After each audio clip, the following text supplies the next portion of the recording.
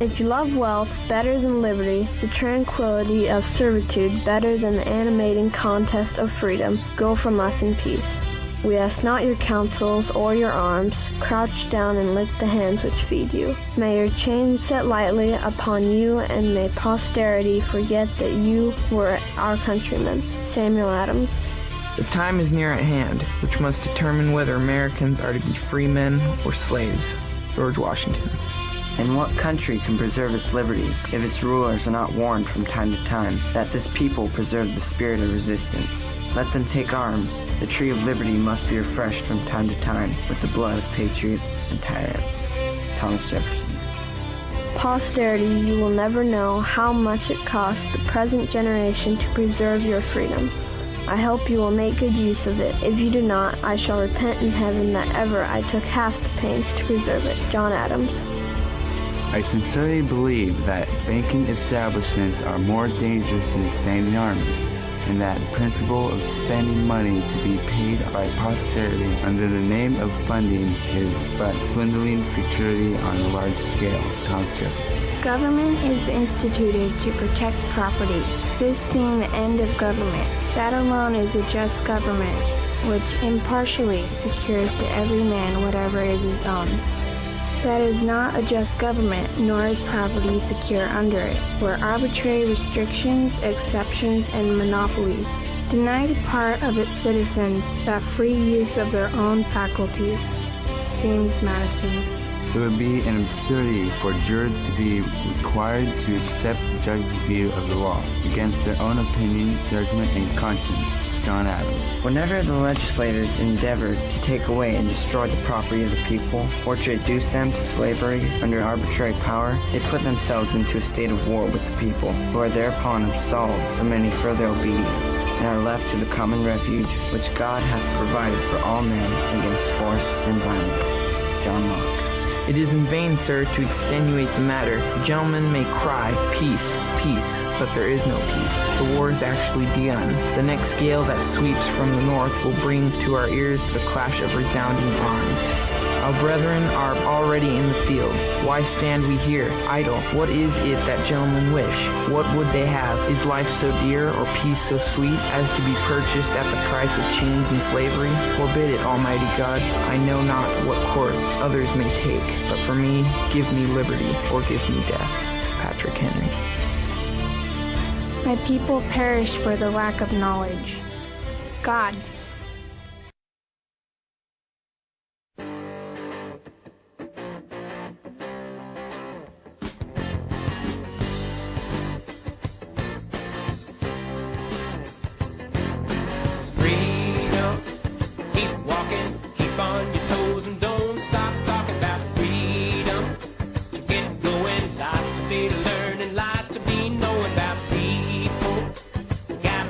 Sit right down, then you gotta teach them about freedom.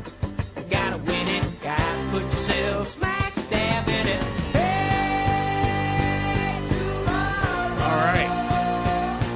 Hey, go away.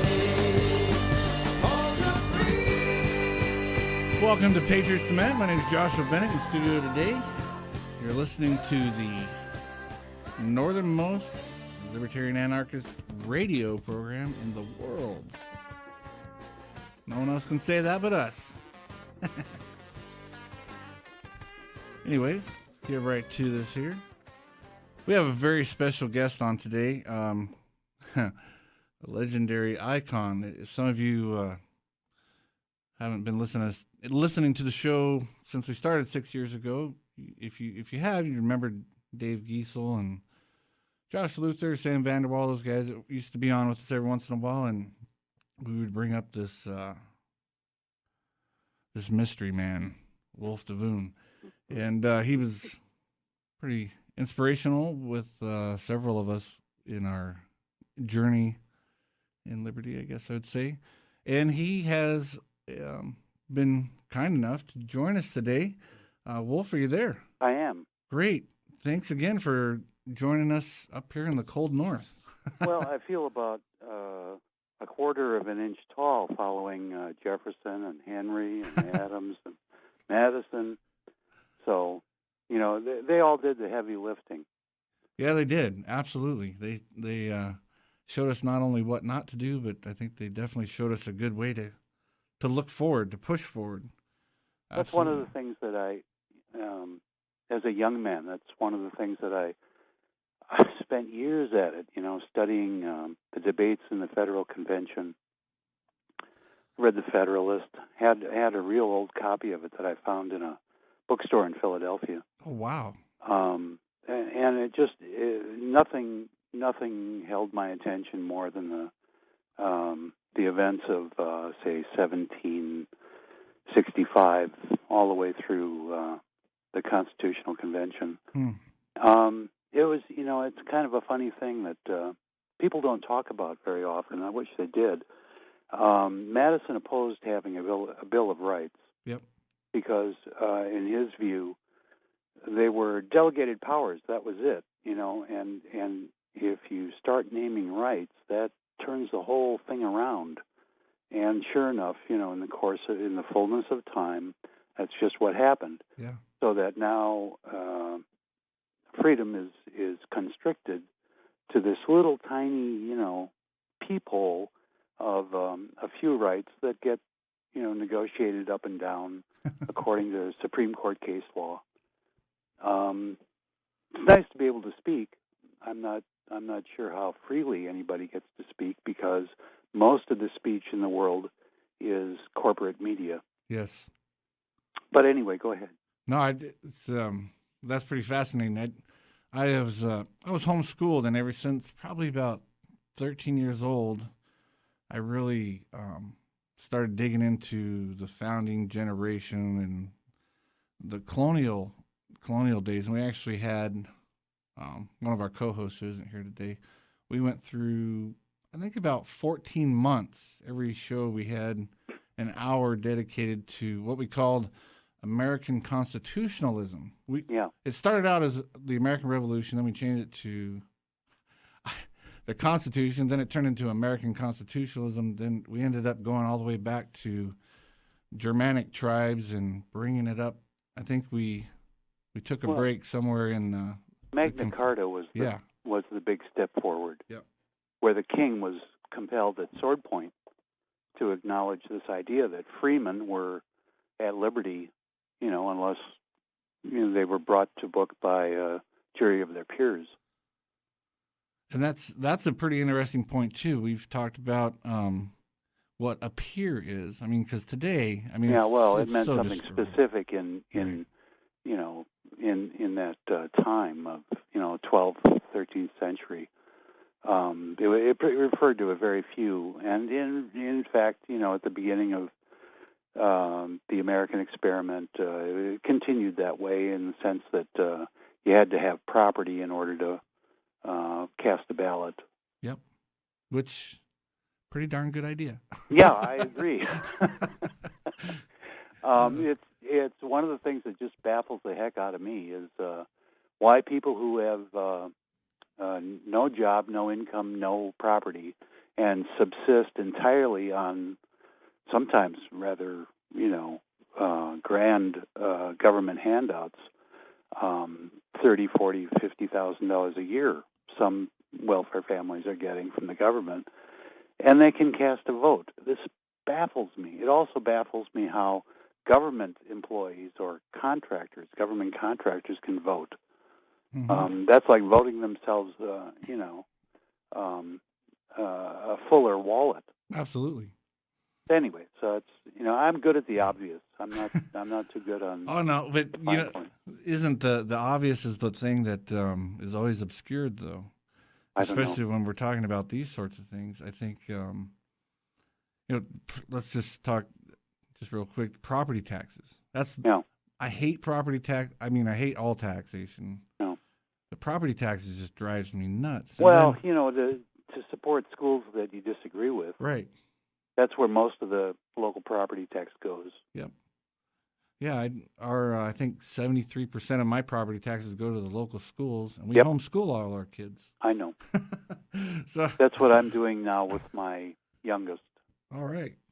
Nice. Well, I want to change gears a little bit. I know a lot of our listeners probably don't know anything about you. So could you just give us a brief synopsis of golly, who you are in your terms and words? I started out to be a filmmaker. I was a teenager, and I picked up a 16-millimeter camera, and I pursued that for 25 years. So that's who I am, the person. Along the way, golly, when was it? Late 80s, I guess. I was offered a deal with Carol Co., the guys that produced the Rocky First Blood stuff. Oh, yeah. And they said, here, I had kind of worked my way up in the business, and I was kind of known sort of as a journeyman B-list director. And they said, here, we'll give you $2 million, go to Canada, do a slasher movie.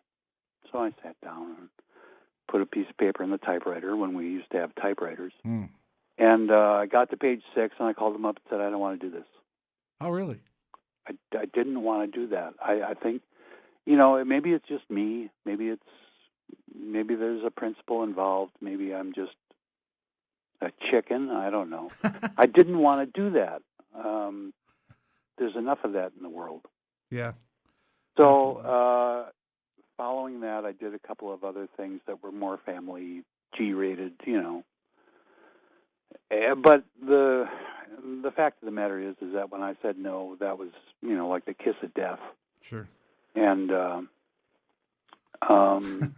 about the same time, I was looking at more carefully at Aristotle and how he was interpreted by Thomas Aquinas. And I became fascinated with this idea, right, wrong, or indifferent, I don't know. It was important to me that tiny little mistakes have huge consequences centuries later. Aristotle kind of blew it on what's called in philosophy the problem of universals. This loaf of bread doesn't look like that loaf of bread, but something is breadness, if you follow me. Or there's a lot of different kinds of furniture. What makes furniture furniture? Ayn Rand attacked this, and she did a really swell job of trying to solve this problem of universals. And I mentioned that along the way in some of the things I've written. But anyway, the point of the matter is that because Aristotle goofed and said that there was an essential quality of bread or furniture or man, even though we're all different, he thought that there was an essential thing that lived inside each of these things. All loaves of bread had some kind of essential breadness, and that their appearances and that their differences were accidental. That's where we get, by the way, the word accident from Aristotle. Really? It comes to Thomas Aquinas, and he's trying to marry Aristotle with the church. And so it became in the Thomist writings possible for God to, for instance, change wine into blood, even though it still looks like wine. You follow me? Yep. The doctrine of transubstantiation, and all this was made possible by a tiny little mistake that Aristotle made centuries previous, and our founding fathers made tiny little mistakes in their work, and here we are. Yep, absolutely. Yeah, I've always thought, just for a quick example for folks, that, and he was hailed kind of as a hero, but when Jefferson sent the ships over to fight the Barbary pirates, yeah, I think that later opened the gate for McKinley to have his little foreign engagements across the Pacific. In the first term of Washington's first, when the country was brand new, and tiny. Mm-hmm. Washington didn't even have a secretary. So here's the question: what do we do with the debt? Jefferson on one side, there's no power to create a bank, not among the enumerated powers. Hamilton said there are implied powers. A government has to sustain itself no matter what. Yep. The doctrine of implied powers, kaboom, here we are. They've taken very good advantage of that. Well, and I don't fault anybody for this. I think that, like for instance, I'm sure that there's plenty of mistakes in my work, Well, and that's each of us we do what we can in life. Yep. And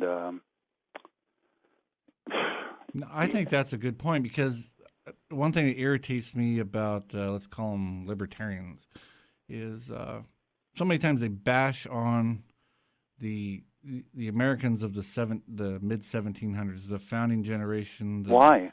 And I don't know why they do, because look where they screwed up.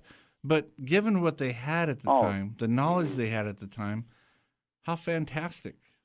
I mean, I know, it's yeah, just and fantastic. how courageous. Yeah, very much so. 8,500 revolutionary soldiers died in British prisons. The country was laid waste the colonies from one end to the other. 6 of the signers of the Declaration were captured. Others had their houses burned. They put their whole families on the line. Everything that we work for and cherish. Can you imagine that? Anybody today? I mean, we have this huge surplusage of wealth. Yeah. Not undeserved, maybe. Okay, America is unique in the world, in the sense that it's still possible to go ahead and make a life and do better than people do elsewhere. But I don't see any willingness today in the United States to make any kind of sacrifice. I don't see it. No, that's a very good point. We've become overly complacent. We went through. Not everybody. No, I'm absolutely not. Yeah. But as a nation, I guess, and I don't know, the people.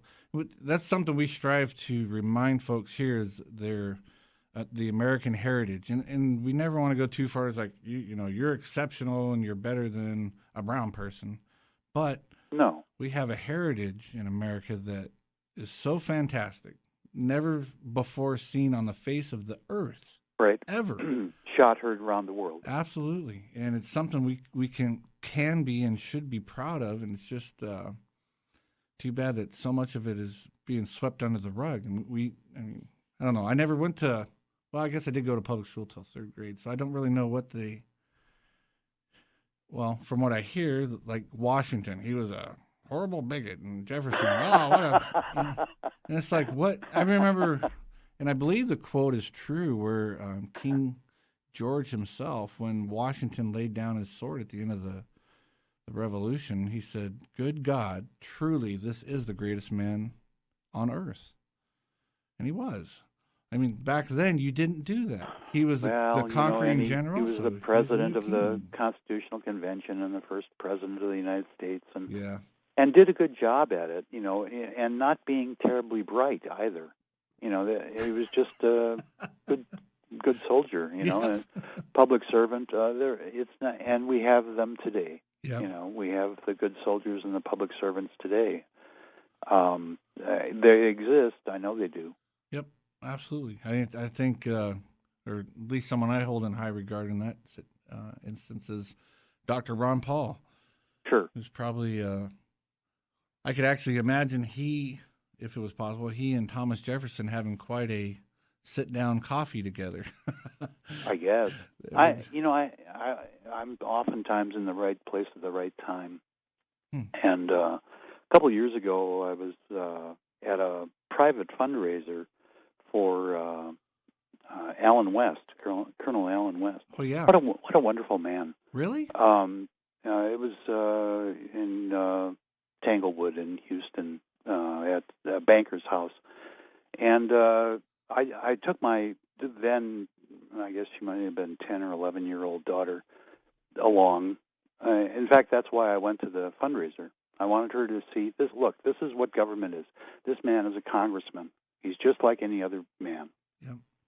And it turned out really funny because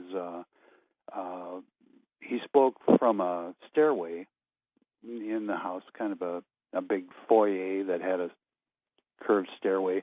He went up halfway in the stairway, and there was a microphone that people could hear him throughout the mansion, and it was a well-attended event. There were a couple hundred Republicans. Even that was, a learning experience for the kid. I wanted her to see what rich people did, Yeah. what they were like. So Colonel West goes up the staircase. He's going to speak, and that's the whole point of this gathering, is to fund his reelection in whatever district it was in Florida at the time. The first thing he says is, "Are there any children here?" And my daughter was it. Oh, So really? Wow. he invited her to stand next to him, and for the next 15, 20 minutes, he spoke about how we have to think about our children, and what we do in Congress or in public policy or, private affairs, anything, whatever it is we're doing, we have to provide, as the founders used to call it, for our innocent progeny. Yep. What a wonderful experience for me, to see somebody speak of it in those terms. Wow, that is really interesting, because I guess I have to fault myself, because I've only seen Alan West in news blips. Nice man. And really? I That's told great. him, hey, 2016, but it didn't work out that way. No, we got. I want to ask you about that here really soon too, because Go ahead. That's pretty fascinating. Well, I don't want to jump too far. I wanted to ask you, how did you come about to be a man that's interested in liberty, let's say, or freedom? And I know it's obvious by some of your writings that Ayn Rand was a influence in your life. So That was how did I this discovered evolve? Ayn Rand at age 23, and I'd already been kind of a pirate delinquent from age 15. Aha. So, there was a long way to travel to get finally to where, and that changed my life. And it's don't two ways about it. Yeah. Not for the better immediately, but permanently, yes. That changed my outlook. There was no other kind of what can I call it, inspiration in my life intellectually until I discovered Ayn Rand. Really? Wow. But it's simple stuff, Yeah. A thing is itself. Really fundamental ideas. The notion that I don't know, it's been expressed different ways. I like to remember it the way she said it privately in conversation once. 2% of us support everybody else. Yep. And whether that's true or not, it doesn't matter. It got my attention, and it made me start to look at things completely differently. Until then, I thought that, I was the least, powerful, the least educated, the least prepared person on earth to do much of anything. Although, like I say, I started as a teenager with film, and I knew that there was something significantly different about what I did with the camera. So I knew I had kind of a shot at something, but it was kind of unfocused, and I did a lot of things that were, golly, I went to Woodstock. I did a lot. Took That was a a little camera, before I was thought about. took a camera, and ran 20 reels of film, and some of it, ended up B-roll in the movie. But Wow. so I did a lot of things without understanding what my place in the world was, or what the world was beyond what my little path of exploration. And when we're young, we explore what's local and nearby, and so on. I was 15 years old, and I rode my bicycle out to the little local radio station in a small town, and learned how to tear copy off the teletype, and we explore whatever we can. I remember I was a really young kid, And again, another bicycle adventure. This time, maybe I was age 10, and I drove out to a ship-to-shore station. I said, "Hi, what is this?"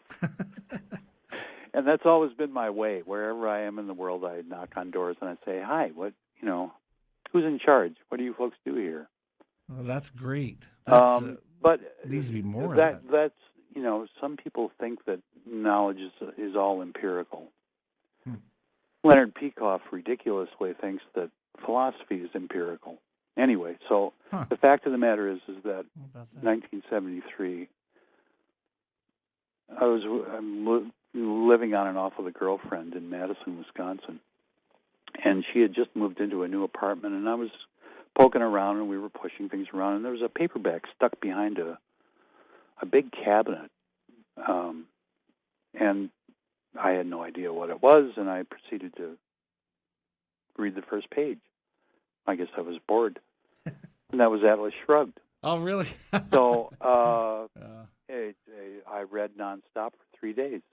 Wow. The girlfriend couldn't understand what was going on, and it just absolutely, stopped whatever I was doing and commenced what I became. That's great. And I wanted to ask you about something that you wrote to me that, and this is fascinating for me because he's actually I don't know how many greats it goes back, but my great aunt's brother, Benjamin Franklin. Oh, golly. Said that he was an influence in your life. That's fascinating. How and why? Well, if you remember, I mentioned that I read the debates in the Federal Convention. Yep. That's James Madison's private notes, far more content than the official record. And having read it, and this is really weird, this is shortly after I discovered Ayn Rand. I was in Madison, and I went to the law library. A lot of things happened in Madison that year. I went to the law library and persuaded them to let me take it home, the debates in the Federal Convention. It was an enormous volume, an antique that was published in 1805. And I had a special stand, so that there's book stands that have two leaves that are sprung so that as you turn the pages, keeps the spine nicely balanced. Sure. And I read it. I read every word of the Federal Convention in Madison's notes. And I was, and I made a lot of, I copied things down and made notes to myself about, golly, they were dealing with slavery then, and blah, blah, blah. So, but one thing stuck with me. And it's funny how sometimes, you carry a seed around in your pocket and nothing happens, and then you get to the right season in life and suddenly it sprouts. Well, what Franklin had done when the discussion turned to the question of the judiciary was he said that, how about this? In Scotland, if I understand it, Franklin said, the lawyers elect the judges, and they almost always elect the one that's the most prosperous, so to divide his clients.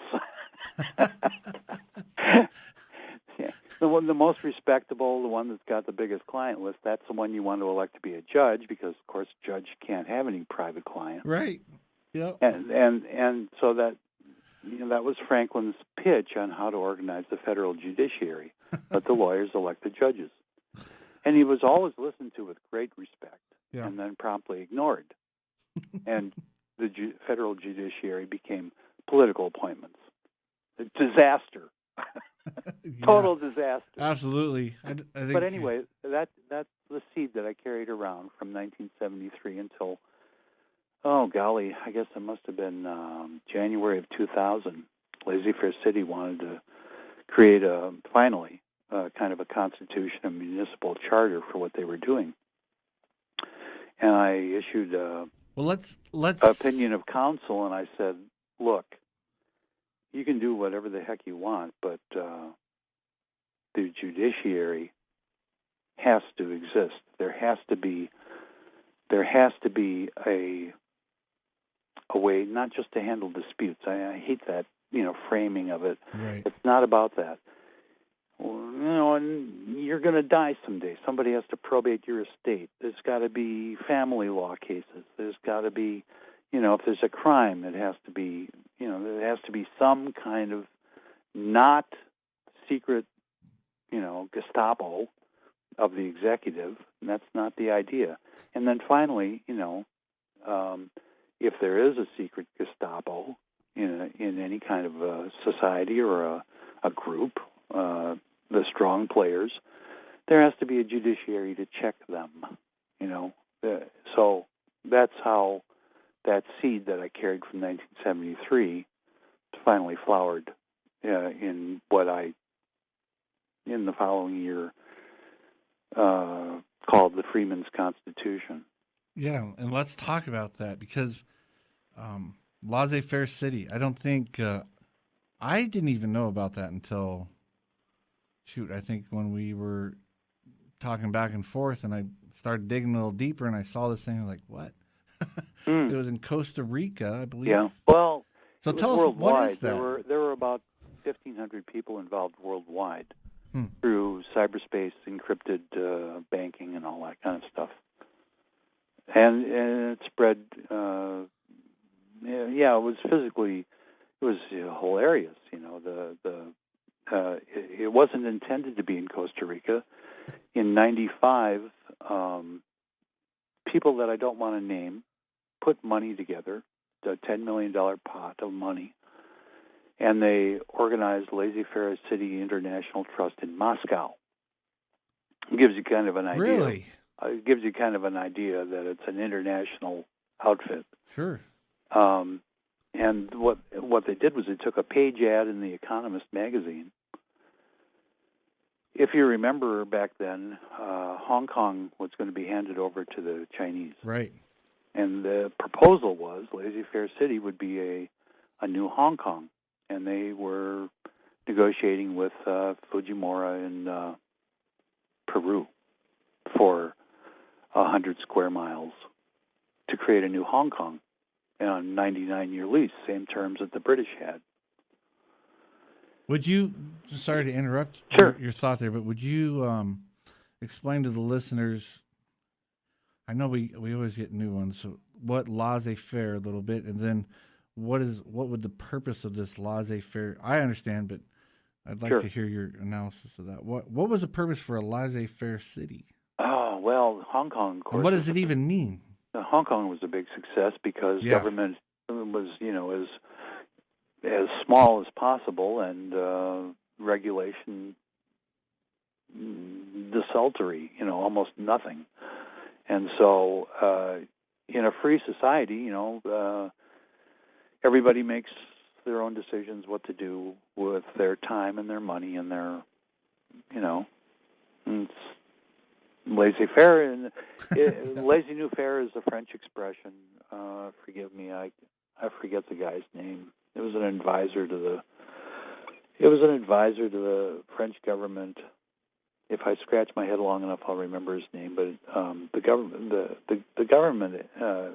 of the time, the finance minister asked, "What can the government do for you, business people?" And one of them said, "Laissez-nous-faire, leave us alone."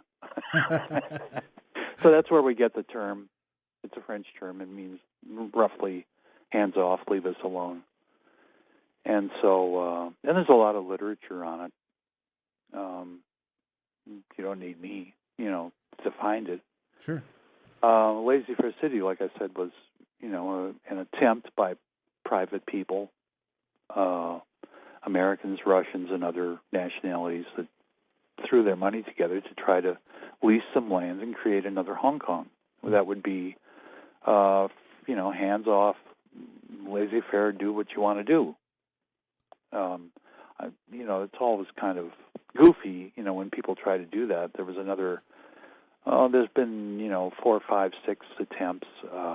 Patriot Friedman has been trying to get people financially involved to build floating islands called seasteading. Seasteading, yeah. Yeah, so it's actually, if you think back, if you roll back American history and imagine what it was like in colonial times, there was very little government. Yep. And that's a practical focus for people to have if you want to understand what that means. For government to do nothing or little. That's the thing that's right in front of us, is to look at our own history.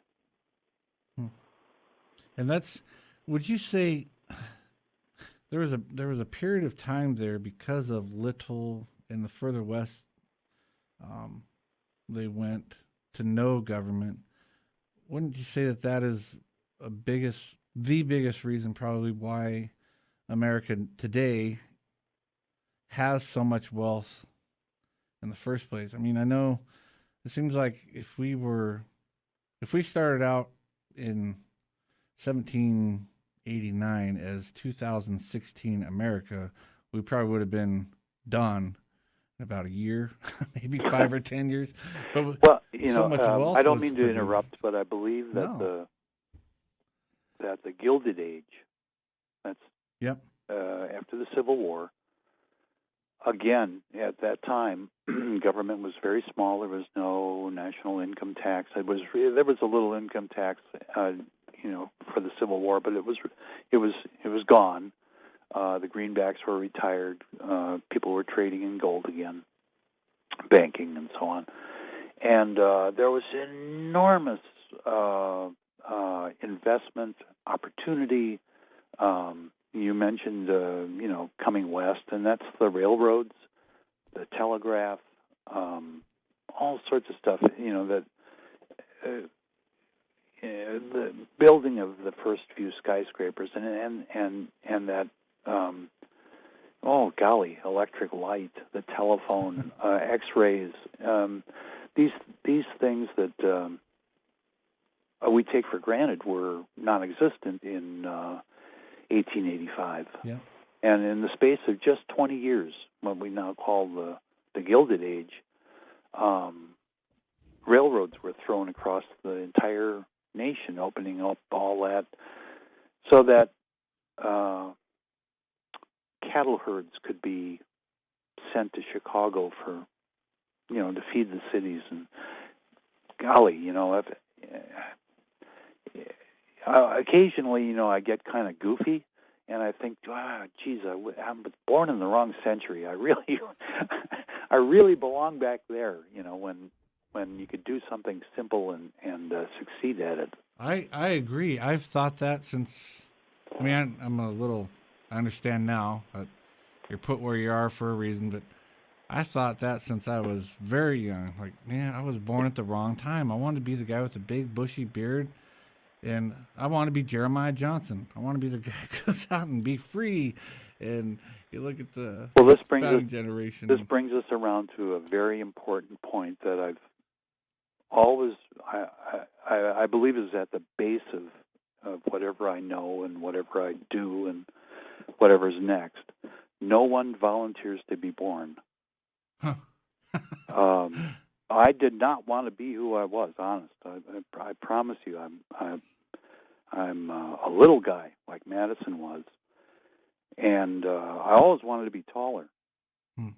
I was at a Safeway grocery store not that long ago, 5-6 years ago, in Golden, Colorado, and I'm buying some stuff, and behind me at the checkout is the chairman of Coors Brewing. He's 6'6". I look up at him. And I said, I always wanted to be taller. And he looked down and said, well, nothing you can do about that. And this is the human condition. The two things that I always say, spontaneously, if anybody pokes me, is that I wish I had a bigger brain, and I wish I was taller. But that's, we just get, this is the deal, you didn't volunteer to show up here. Your parents wished for it, okay, but even they didn't get to do it by specification. Right. So that's the thing that has to be grasped somehow and make something of it, in the sense that a man does this, or a woman, or a child, or a nation or a group of pirates. It doesn't matter. We live once, as far as I understand it, and even though I didn't volunteer for it, this is my life. So, and it makes me look at my neighbor with a certain, how can I say it, respectfulness, and that's not quite right. Generosity, maybe. It doesn't matter whether I happen to like the neighbor or not. He's in the same position. He didn't volunteer for this. Yeah. Wow. That's interesting. Well, it's a basis for which we can say, okay, we're different, but we have this in common. Right. Yeah. Yeah. All over the world. Yeah, all over the world. I mean, I was lucky. I got to visit all 6 continents and see a lot of different people, and it's the same thing everywhere I went. That's fascinating. Yeah, I think about that. Remind myself and try to remind folks on the radio show that these folks that the United States government's at war with in the Middle East, they're actually human beings that were born, golly, have families, and trying to make a living too. Oh golly! I want to ask you. This really intrigued me. The Constitution of Government in Galt's Gulch. What? First of all, is it important? Because you kind of touched on it in the very beginning of the show here. Yeah. Madison didn't want a Bill of Rights, and Samuel Adams and even Patrick Henry, they talked about the ancient constitutions and the constitutions of our fathers. And I think we know that they talked a lot about the British Constitution, but it was never a written tablet, and it's never codified or put down on paper. Our constitutions, let's see, are they important? They can be good, obviously, but what was the reasoning behind a Constitution of Government in Galt's Gulch? Well, because that's let's start with talking about something else, and then I promise I will address it. Oh no, that's. Are you familiar with Robert's Rules of Order? Yes, sir. Okay. So here we have, say, a volunteer club like the Toastmasters or Rotary or whatever. And somebody has to, there's simple stuff to do like, decide, how to pay for the donuts. Well, Robert's Rules of Order, says, okay, first of all, we're all equal here. And, majority will make the decision, but it has to be done this way. Somebody has to make a motion. Somebody has to second it. Anybody is allowed to speak. The rules are kind of simple, but it's a constitution for that purpose, if you follow me. Yep. Well, as there's a constitution for a Toastmasters club that consists of just Robert's Rules of Order, there's also a constitution that has to arise in other contexts. Like, for instance, doctors have to, for instance, set policy in a hospital. Not entirely, not exclusively, but doctors do actually drive what happens in things like hospitals or medical research trials and so on. Doctors, sure, as a profession, have a voice in their profession, as realtors do, as in your line of work. There are numerous ways that we group together, and there is a basic agreement or a way of proceeding. And what I tried to do with the Constitution in Galt's Gulch is to say that lawyers have a fundamental right to associate for the purpose of creating an organizational code for what they do in the practice of law. Now, people can, and people have, told me that they hate lawyers. They hate, they tell me that they hate the law. They hate in courts. They hate all. Well, that's fine, and I don't actually want to relitigate that. Sure. No, that's part of the reason why I thought this is fascinating. Let's assume that there has to be a lawyer, for somebody who's, say, 15 years old and can't really look out for his own interests. Well, that's attorneys ad litem are appointed to look after the interests of children. Somebody died. Well, somebody's got to probate the estate. The heirs have to be held harmless. Bankruptcy, all kinds of stuff. Yeah. Somebody's accused of crime. He has to be defended. And that this is a durable kind of a thing. This is something that's been with us as long as there have been people.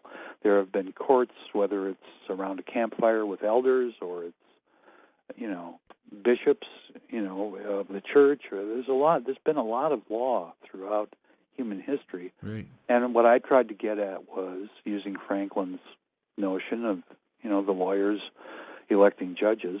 I tried very hard to get that right. And I believe it to be true based on experience partly, and also knowledge of what other people have done historically. But it was really the experience of Laissez-Faire City, where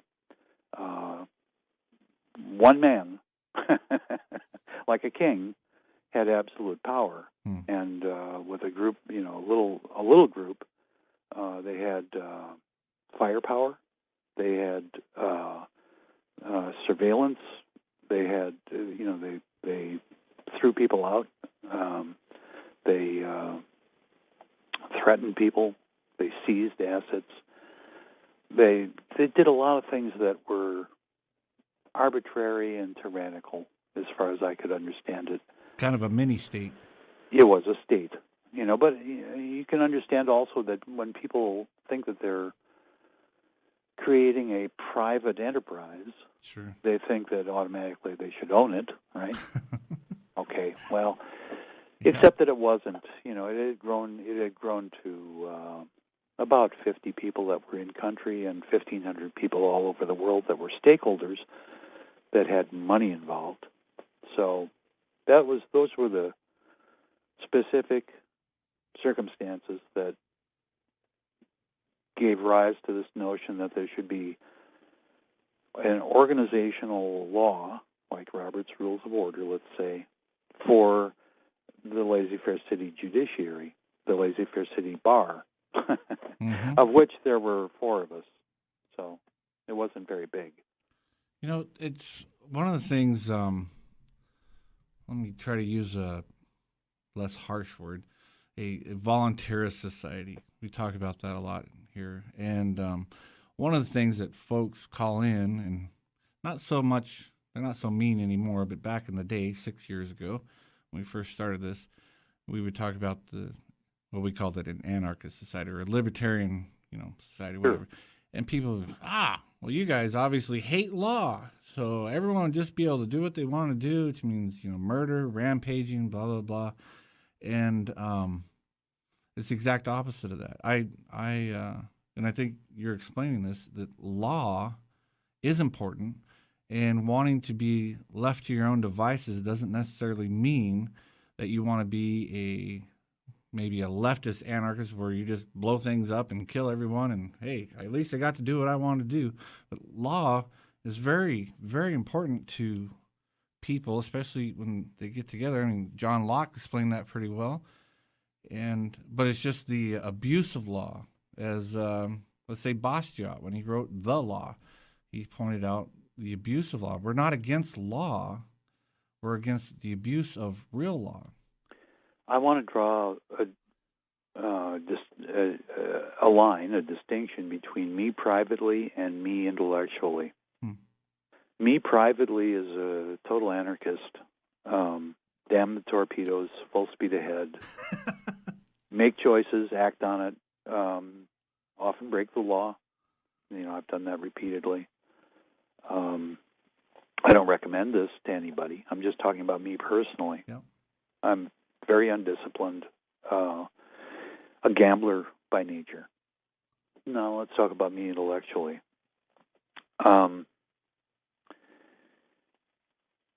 I don't think there should be a, quote, law. That's not the idea. The idea is that there should be a very simple organizational code for how lawyers behave, what they do, how courts are created, and how can I call it? The mechanism. I don't care what the result is. And in common law, all of common law, from English common law to American common law in the colonial period, and even today, in the current state, a common law court does not have anything to go by. It doesn't look at statutes. It doesn't look at regulations. It's A versus B. A, the petitioner, makes certain kinds of claims or, represents that he was wronged. Yep. And B offers a defense.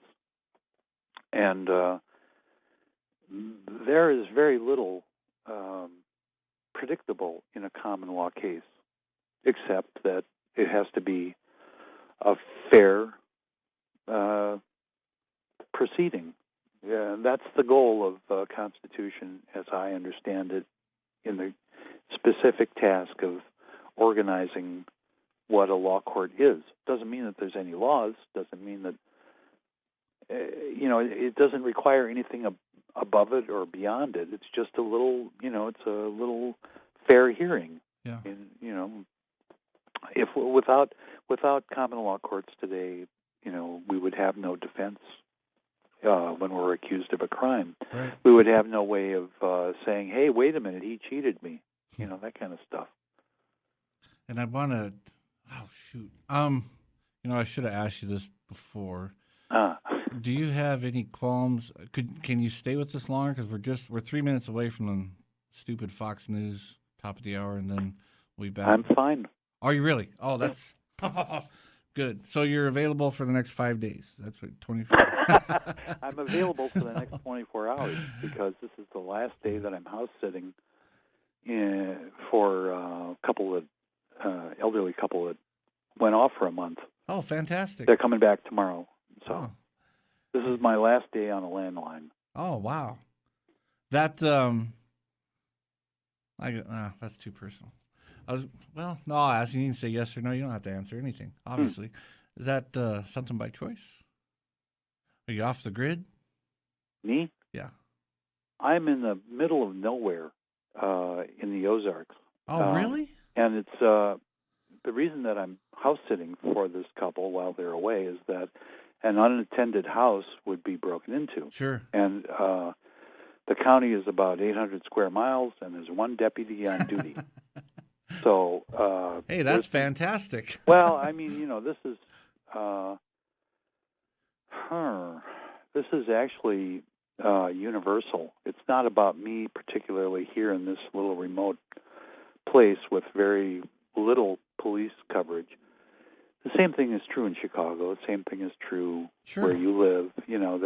That's when seconds count, the police are only half an hour away. Right. I know very well.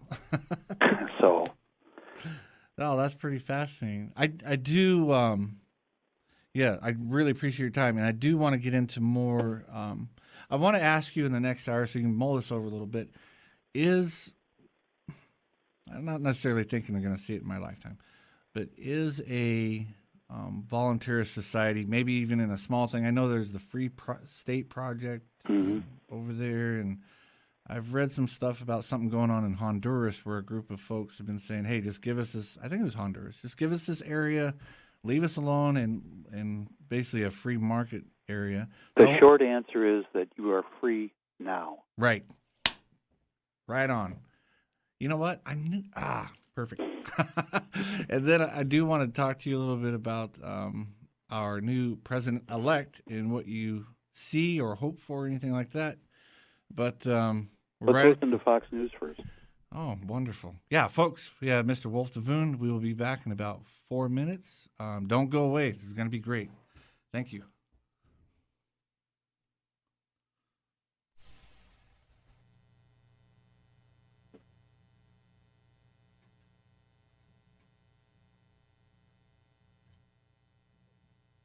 Holliday, who faced hostile criticism, is backing out, saying she didn't realize that her participation would be viewed as a statement of support for President-elect Donald Trump. Holliday, best known for her role in the Broadway smash Dreamgirls, is apologizing to her fans for causing heartbreak. No comment yet from President-elect Donald Trump. Mr. Trump is reacting to comments made by a Georgia Democrat. Congressman John Lewis is questioning the legitimacy of Mr. Trump's victory. He's the dean of the Georgia congressional delegation, and he's well known for his role in the civil rights movement. And calling Mr. Trump's win illegitimate is the second thing Lewis has done this week to challenge the soon-to-be sworn-in president. Lewis also testified against Senator Jeff Sessions at his confirmation hearing to become the next Attorney General of the United States. Fox's Peter Doocy outside New York's Trump Tower. In a tweet, the president-elect suggesting that Congressman Lewis spend more time fixing his district rather than falsely complain about the election results. Returning to flight. 3, 2, 1. Liftoff. About 9. The SpaceX Falcon 9 rocket lifting off from California following last year's devastating accident from a launch pad in Florida. That's when a fireball engulfed a similar rocket. Today's launch will place 10 satellites into orbit for a communications company. At this hour in Orlando, a funeral for a police sergeant. Deborah Clayton was gunned down Monday outside a Walmart. The suspect, Markeith Lloyd, remains at large. A second law enforcement officer was killed during the search for Lloyd. Fox News Radio, fair and balanced.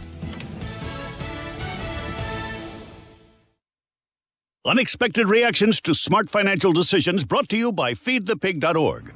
Well, I finally did it. My student loan is totally paid off. I can't believe it. I can't believe it either. I paid more than the minimum each month, and soon enough, it was gone. So you're just giving up? Giving up on what? The life of luxury. Egyptian cotton, caviar Thursdays, designer everything. What are you talking about? Our plan. What happened to winning the lottery and mastering the art of the perfect mimosa? Hosting galas, wearing enough jewelry to require a bodyguard, vacationing in the French Riviera, and then buying it. I just thought maybe it was time to prepare for my future. You know, set some financial goals, make some smart investments, open a 401k. Financial goals? Investments? A 401k?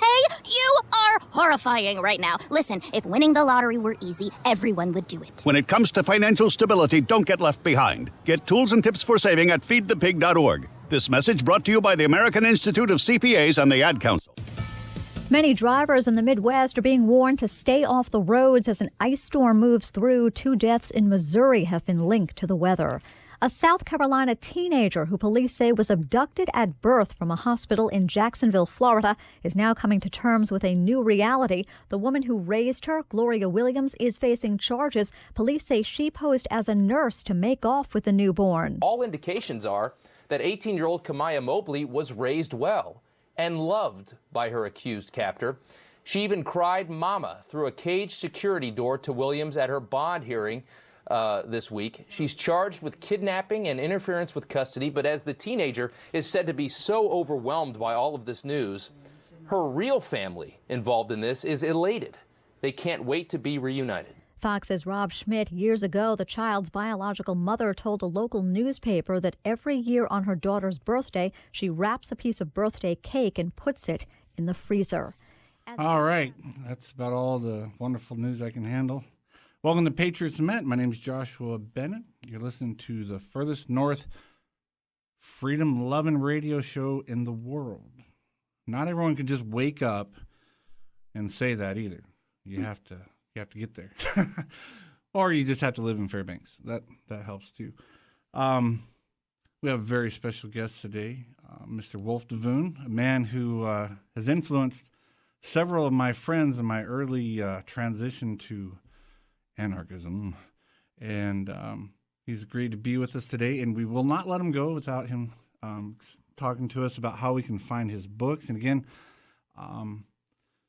I've published it on our blog. If you go to our blog at patriotslament.blogspot.com, send us an email, and he's been gracious enough to let us hand out 12 of his new books digitally.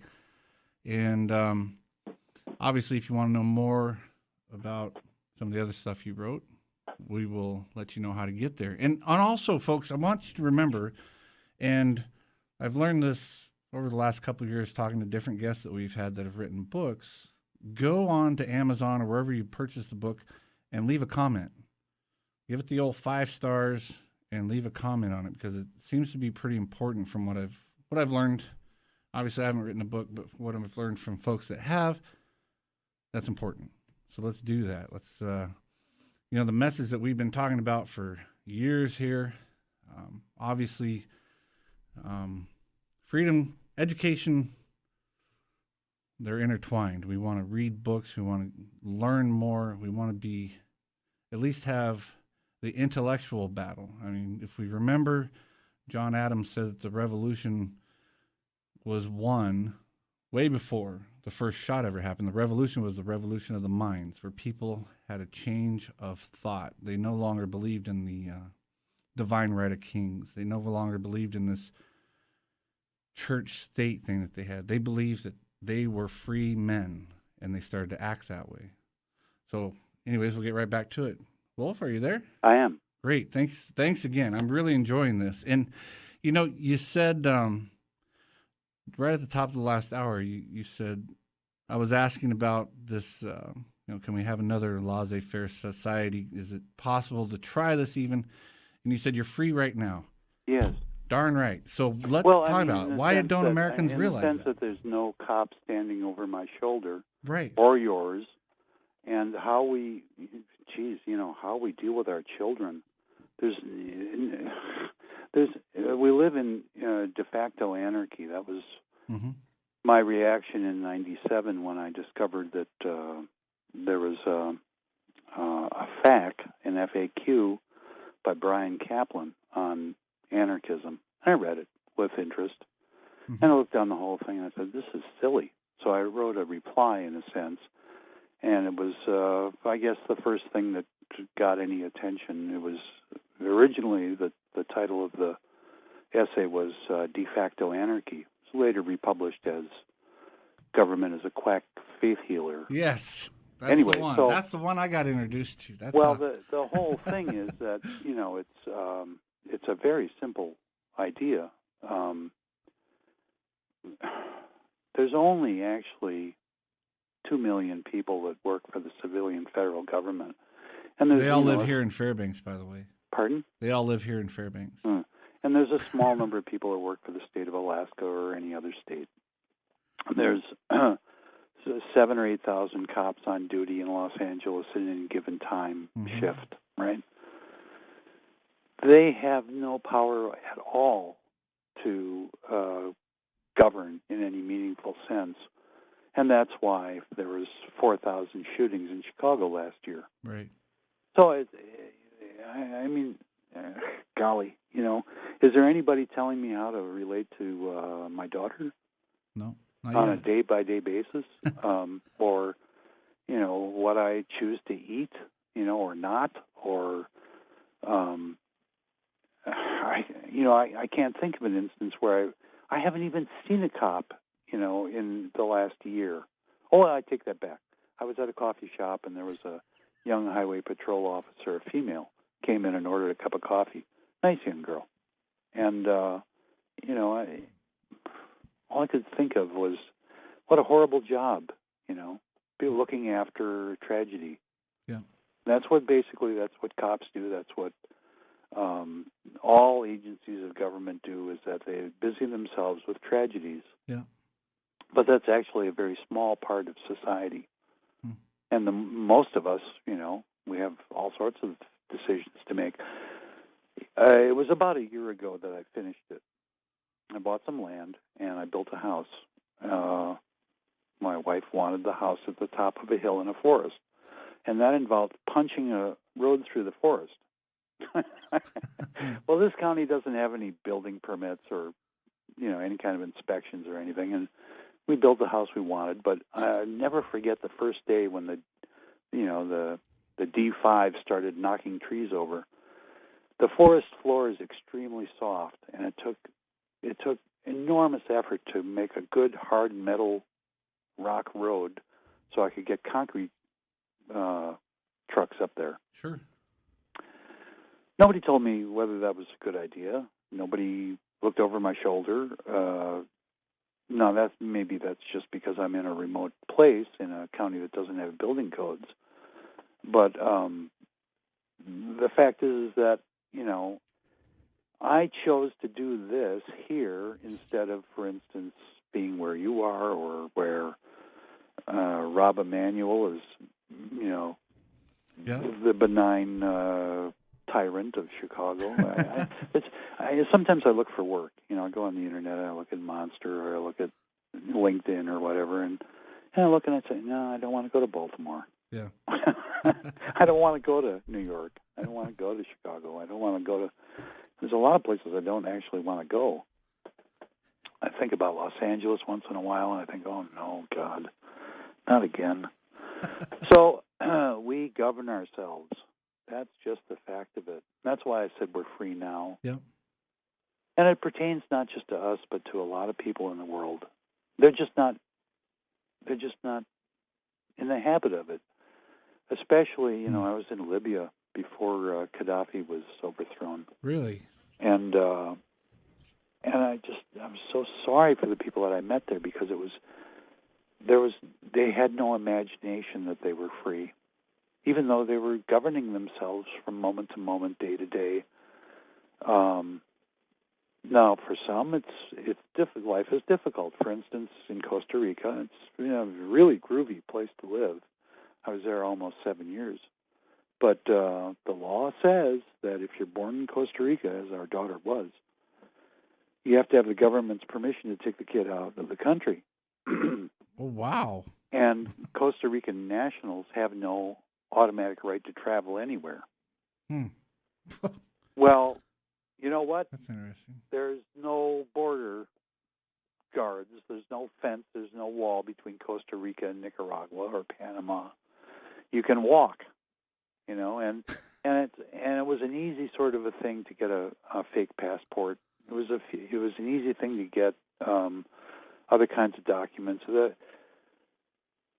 donut-shaped long arm of the law just isn't that effective for those who are not in the United States. But it has to have, like you said, you mentioned, you have to conceive of yourself as free.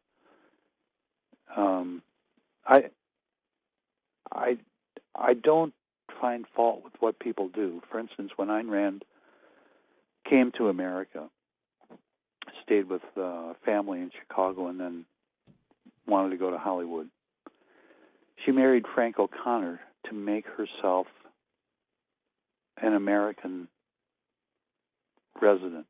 Right. I used him for that, and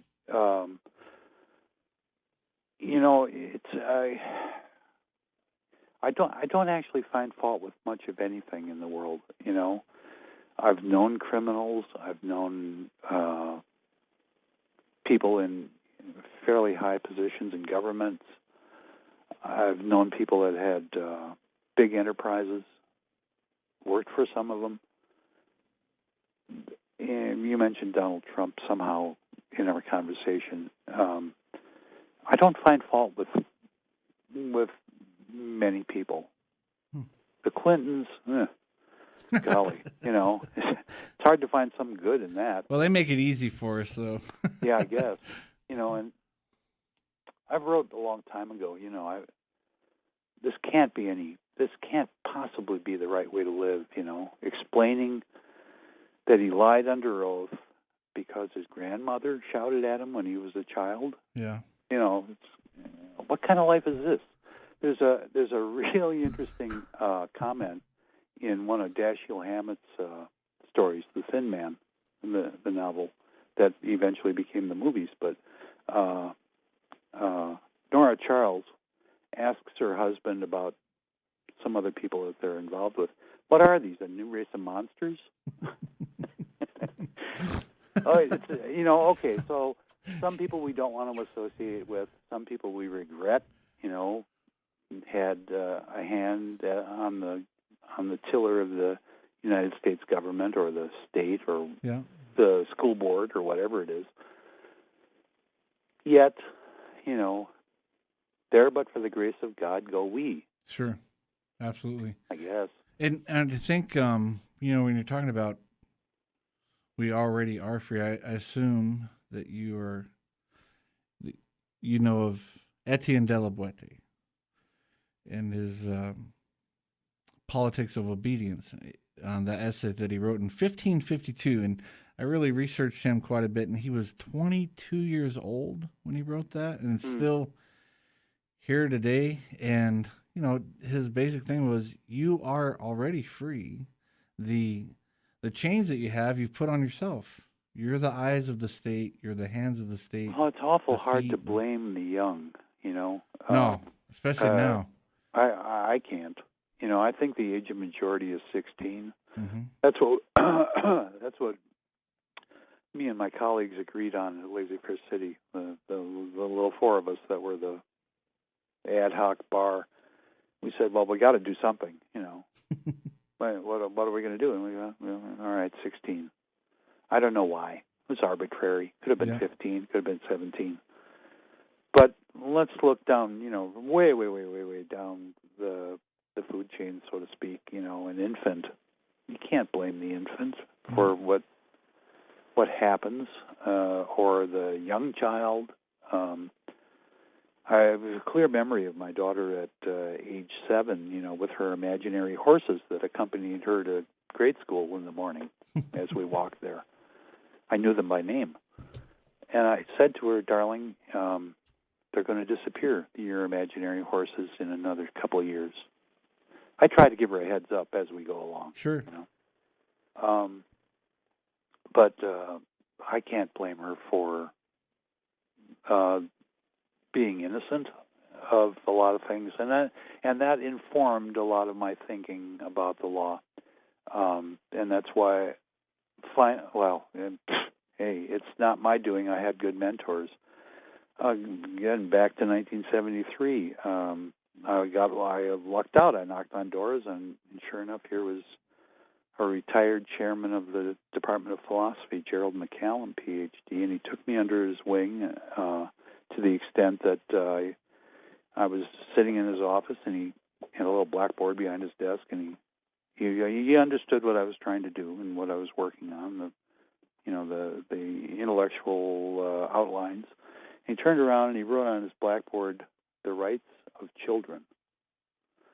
Oh golly, it's these sort of things that, another seed in my pocket that flowered later on, so that when it came time for me to come up with a hard definition of justice, it just was so clear to me that justice must be the armed defense of innocent liberty. That is, the children, the women, the ones who may not automatically be able to defend themselves. Yep. And that goes to something else. People talk about self-ownership. George H. Smith had yet another libertarianism.org essay posted today, where he says, self-ownership this and self-ownership that, and that's all fine, except that if you have children, you don't own yourself. Come on. Women and children first. Robert Heinlein gave a speech now 30 years ago in Annapolis to the cadets, and that was the whole speech, women and children first. Wow. A nation can lose almost all of its men in a battle. As long as the women and children survive, the society survives. Well, and that's interesting because I agree. I mean, that's a high calling, and now I see this with. I think they, if I remember right, they snuck it in the last National Defense Authorization Act to be able to conscript our girls now. Oh golly. I mean, it's bad enough that they say that they own our sons, and I don't believe that they do it myself. But now, it's so I literally would say unnatural, even to say that they can conscript to war our daughters.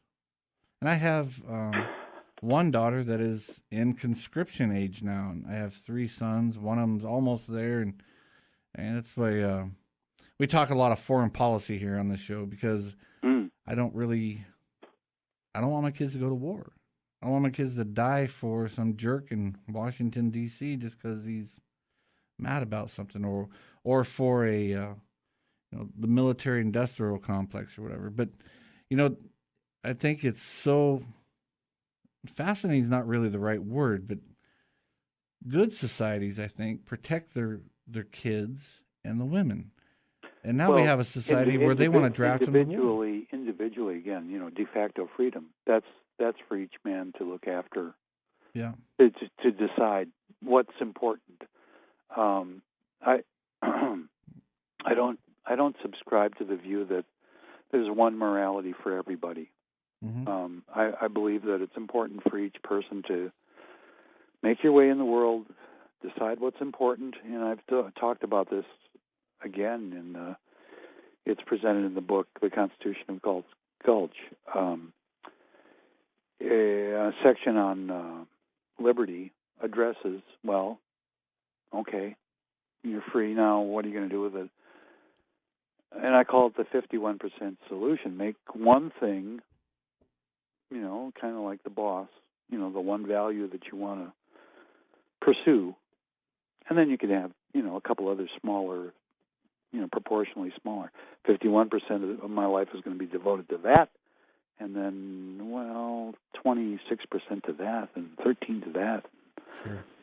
Kind of like make something the majority partner. Great. For me, for a very long time, it was artistic achievement. But the minute that this daughter was born, guess what? That changed. Oh yeah, I understand that. Me too. I have 4 boys and 4 little girls, and that talk about looking at the world through a different lens. Yes. That will do it. And that's why, again, with sympathy and with whatever grace is possible, I try to look at other people in the world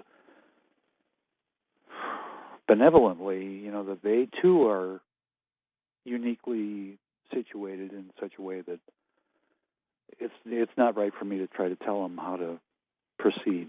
That's Sure. their right and their duty as a moral creature, or my dog for that matter. What am I doing? I try to tell them, don't eat the dead things you find them. But you can't stop them, not really. I can't supervise the dog every minute of the day. My dog, my lab just had 9 puppies a couple weeks ago, and we're dealing with that. We have nine more individuals in the house, I guess. What is so we're kind of touching around law and responsibilities and stuff, but is there,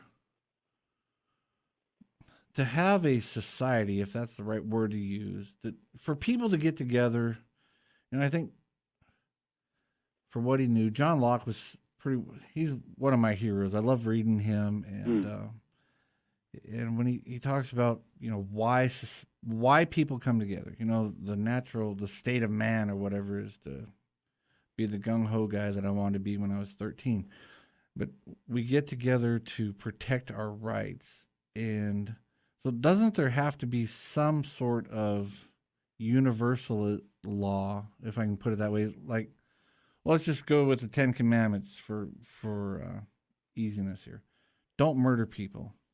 Don't steal from people. I mean, that can be, as a society, that can be something that we should be able to all expect and respect. I mean, if you look at the 3 big religions, Islam, Judaism, and Christianity, they kind of all agree on that. You shouldn't steal and you shouldn't murder. So when we look at a society with laws, there can be a certain set of laws that everyone can agree on, right? I mean, we can't just be all crazy, man. There has to be some sort of order. But so how do we have this some sort of order and yet be free? I want to answer it two ways. Okay.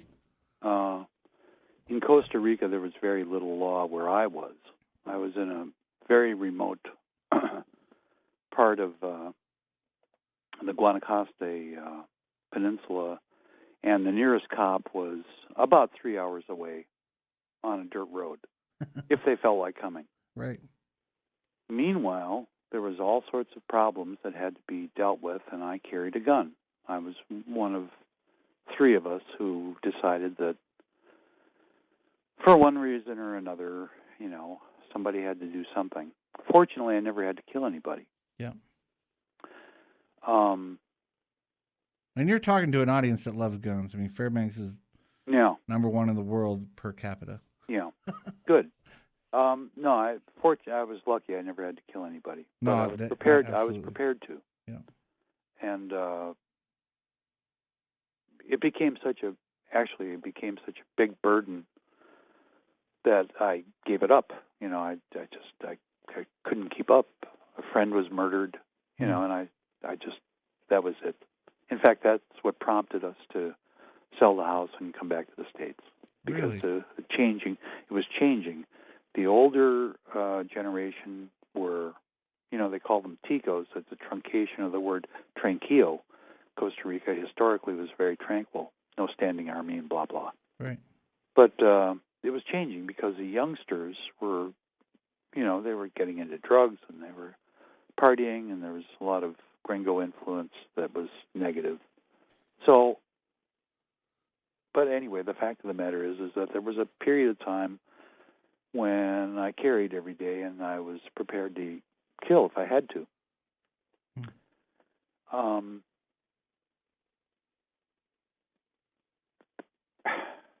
I think it was a news item yesterday. Forgive me, I can't remember the details. State trooper was investigating a traffic accident on a highway, and one of the people involved in the accident shot the trooper, and was fighting with him. Another civilian, like you or me, drove up, got out his piece, and shot the guy that was, attacking the trooper. Right. A person that I really like and have liked for a long time writes a blog called mausersandmuffins.blogspot.com. It's gone private, but or also known as Home on the Range, an FBI agent, female, and she has a slogan in that blog that she kept for many, many years, now private. I'm sorry, you have to get in by invitation, but it says, "We're the militia." Yep.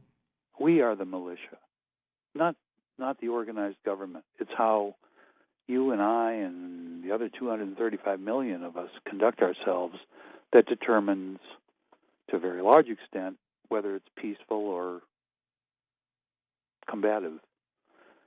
And then the other thing I want to mention, of course, is about Donald Trump. Somehow, and back, an hour ago, he was mentioned. The cool thing about Trump, I didn't expect him to win the nomination. I certainly didn't expect him to be elected president. But the cool thing about him, of course, is that he's known for one thing: you're fired. It just cracks me up. I can hear it coming. So, are there laws we can agree about? I don't know. When somebody is a magistrate, like the president of the United States, or a governor, or a mayor of a big city like Chicago, there's a reason to have law. That is to say that they have to be restrained. Yeah, but there is a difference between this. And I'm asking. I don't want to sound like I'm injecting. There is a difference between a political law, though, in the say a political law of you can't cross the road at such and such a time or spit on the sidewalk or whatever, versus a natural or common law like we were talking about: don't kill, don't steal. Those things actually don't figure at all in my thinking. I'm not disparaging it. I'm just saying that personally, it doesn't bother me. There are these two things. One is that there has to be some kind of a mechanism for people to present in a court of law a case. Mm-hmm. Some simple case, like I'm on my deathbed and, I've written this will and it has to be executed and so on, blah, blah, blah. And the other thing is that the magistrate has to be restrained. It goes back to Magna Carta, where they restrained the king. And much of the virtue, if you want to call it that, of the United States Constitution as amended, as interpreted by Supreme Court decisions, the current state, still the magistrates are restrained. And I think that's the lasting, perhaps permanent institution that matters. Not so much about, regulations about what we do, but the regulations that restrain the magistrate. Do you think the trial by jury is still important? Well, it's a constitutional right, and it's uninterrupted common law. It's a how do you call it? It's one of the very few defining attributes of a common law court. Yeah. I thought it was interesting when you were talking about lawyers, and in America, especially because of, I guess, lawsuits over this. We sue everyone for everything, but at the same time, I can think of how important was it that John Adams actually was the advocate, was the lawyer for the British soldiers during the Boston Massacre, and he got them off. One of the things that I think is overlooked in the very early history leading to the Revolution was a fellow named James Otis. Yep. All right. Terrible karma. It's pitiful the way he ended his later after he had been clubbed down by the angry tax collectors. But he was the first one to enunciate this idea that an act against natural equity was void, of no effect. And it was a real inspiration. The whole notion of, what's fair. Right. And we should still be, sometimes they get accused of, you spend too much time on, back then or whatever. But don't you think that we can still look at the founding generation, or not even, sometimes I even feel weird about saying that because, you worship the guys? No, they had their faults. But there's still things we can go back and look at what they did, they said, and the knowledge that they had. That's the thing that I'm most fascinated about. The knowledge that they had at the time and what they used, what they did with that knowledge. And there's still things from them that we should emulate now. And part of it is just like with John Adams. I've often wondered, what if they didn't have a lawyer? What if no one defended those guys that were a part of the Boston Massacre, and he got them off the hook? I wonder, all those things, what could have been different, and we'd be facing consequences now. I guess I'm just fascinated you're talking about lawyers, because my Madison first thought is I hate them. Hamilton was a lawyer. Yep. And being a lawyer back then meant that they read a couple of books. That was all. Huh. Like Lincoln read a couple of law books. Right. I don't have to reach back very far. Yeah. Dwight Eisenhower warning us about the military-industrial complex. That wasn't very long ago. And because you have to imagine now, right, that there's a personal me. I think of the influence that Frank Capra had with his films. Yeah. Now, in World War II, there was, it was an emergency, and there was conscription. Millions were conscripted to fight, and they didn't want to go, and they didn't understand why. And Frank Capra and Walt Disney made a series of films, Why We Fight. Yep. They made 7 films. And if it weren't for those movies, the outcome of the war might have been different. So I look at kind of like the big picture, and I'm thinking about the influence of the arts. And that's what's most troubling me today. I don't, the magistrates are going to be restrained. Congress is still responsive to the will of the people. And the House changes every 2 years. Yep. We have a voice, not only there but in each of our 50 state governments and our school districts. And it's just a matter of, do people want to put attention on this, and will they stand up with courage to their neighbors and speak their minds and that kind of thing. But forget about the government. Look at the arts. My God, it's. At one point in my writing, some many years ago, I said, live free or home improvement. Take your choice. It's.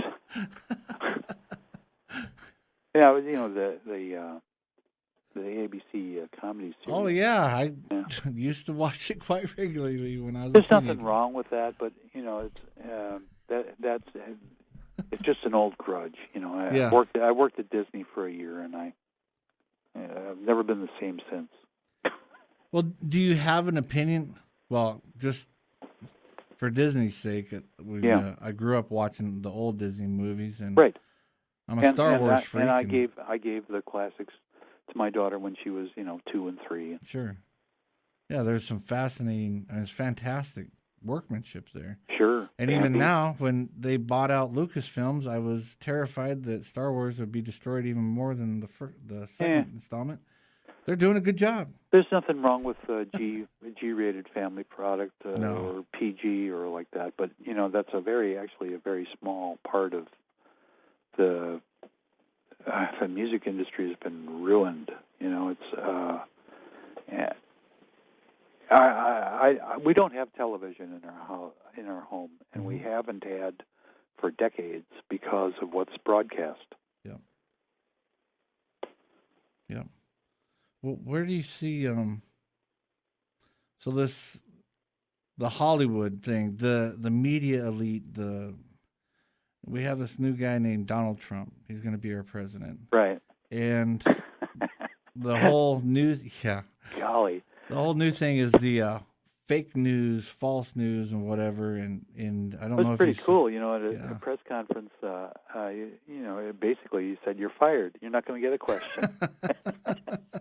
I know, the guy fascinates me. I mean, I have so like you were saying, the personal Josh Bennett. I'm looking forward to him slashing the taxes to 15%.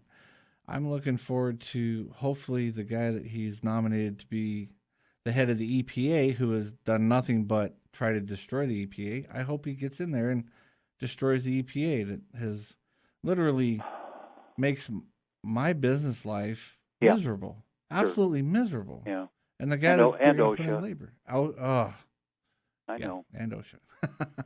So it's kind of fun because I really think that part of his motivation is for his own gain. I believe that what went wrong here, for his own gain. Donald Trump, he's not going to take a salary. He's taken a huge hit, abandoning his business opportunities, conflict of interest and such. I don't see him gaining anything out of this.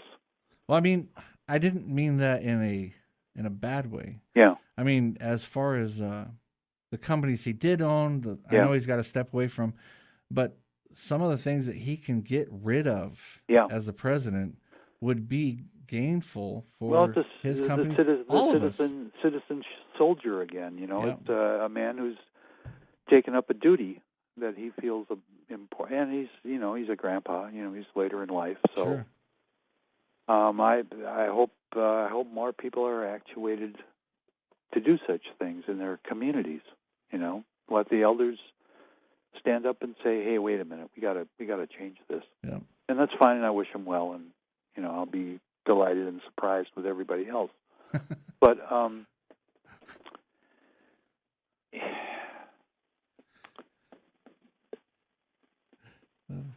sorry. I'm I just want to go back to our cultural influences other than government. Yes. I think it's a racket, that the news media does government 24/7.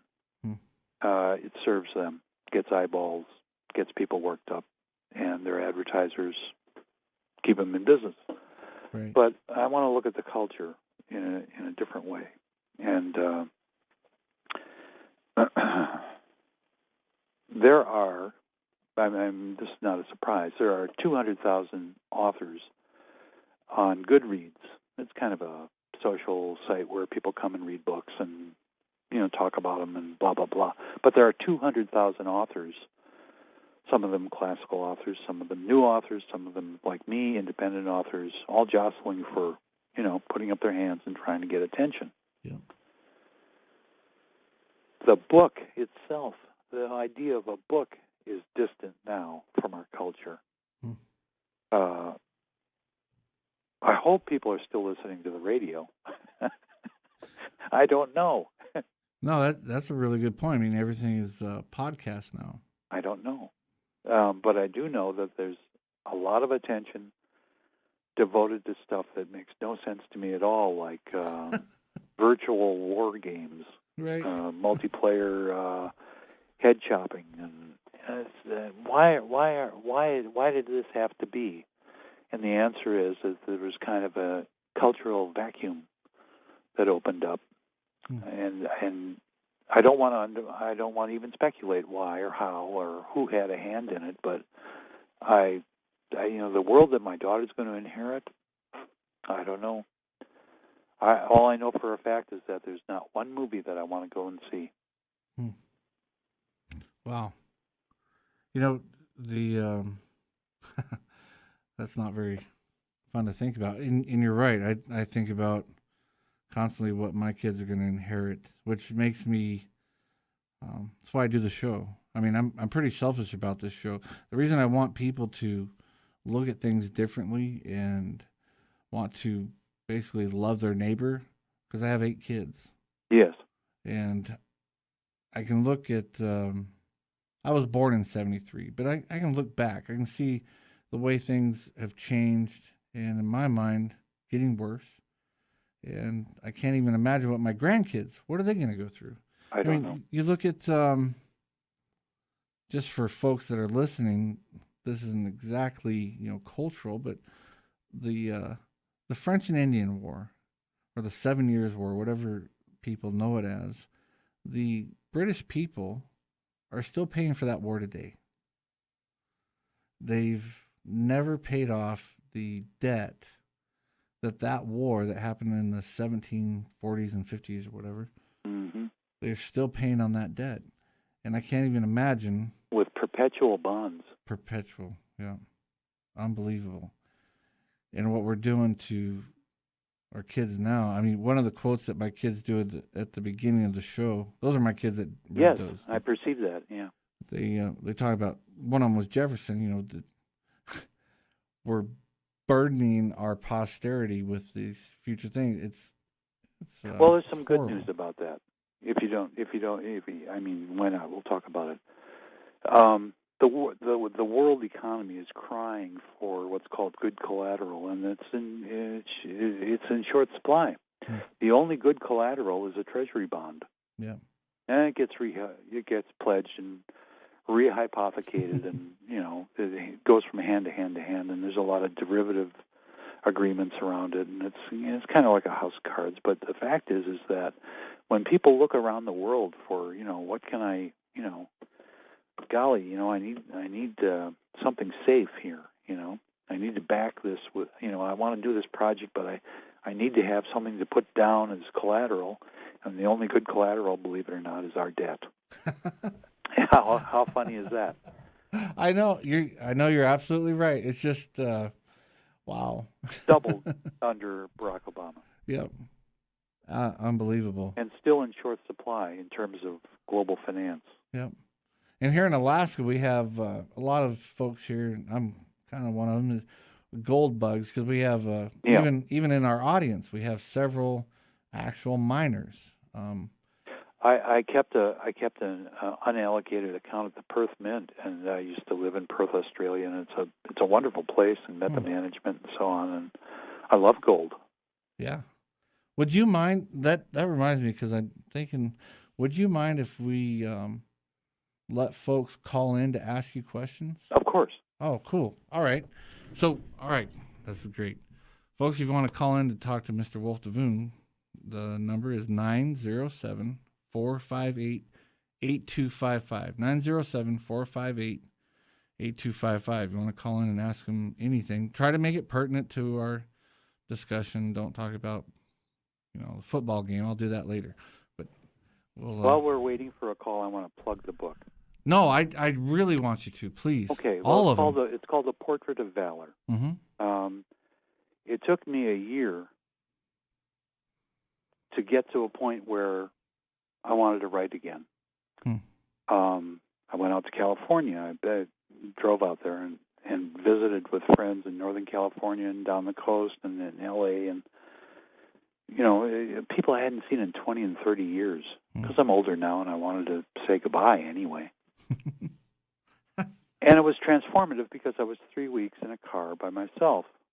It's a wonderful thing, when you can be by yourself.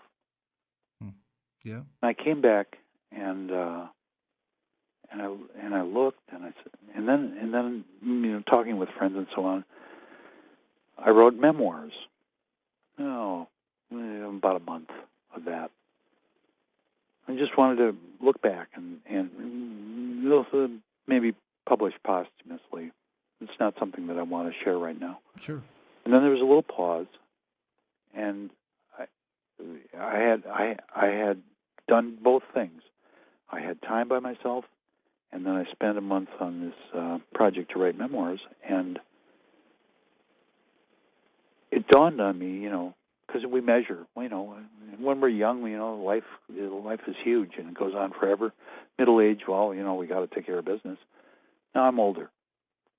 And I thought, okay, I've got a certain amount of time left, having smoked 400,000 cigarettes. And I wanted very much to return to the novel as a means of expression. I don't care about the culture that I'm in. I'm talking about me artistically, and that's where this came from. And it's a story of a man who walked away from his family expectations and walked away from working with others, and he ends up all by himself as a private investigator. Raymond Chandler and Dashiell Hammett had a big influence on me, obviously, but and he meets a girl, and they're both in their late 30s. And you know what? I'm just very emotionally involved with this. The idea that love is possible and that courage is possible. So that's what the book is about. That's fantastic. And we do have a caller. As soon as let's see what they have to say. Hello, caller. You're up with Wolf Devoon. Yeah, good morning, Josh. Frank Turney here. Fantastic guest. And maybe you can elaborate on common law, trial by jury, and jury nullification. I'll hang up, and thank you. All right. Well, on nullification, that's first of all, you have to get selected. And the way it goes in a common law court is that, there's a jury pool. Anybody that knows, say, a defendant or knows the judge or knows one of the lawyers, has any kind of personal connection, well, you're excused right away. Mm-hmm. You're trying to select a jury, and both sides have peremptory challenges for no reason at all. Usually they're limited to like 5. Right. I don't like his hair color; he's out. But finally, they impanel a jury, whether it's 6 in some jurisdictions or 12 more traditionally. These people are supposed to hear the facts and decide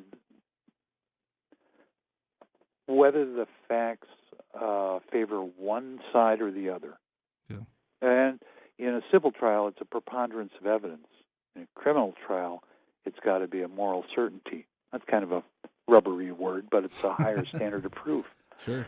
The jury is only there to hear the evidence, and one juror can just stop the whole thing by refusing to agree with the others, because it has to be a unanimous decision. So jury nullification happens. It happens and then results in mistrials. Whether to retry, that's, oftentimes impractical. It depends a lot on what the public expectations are in the community, or the press winds things up. There's a lot of dimensions to this that courts are not immune to the communities that they serve. Sure. I'm talking about the current state, not talking about abstract, desirable things to do.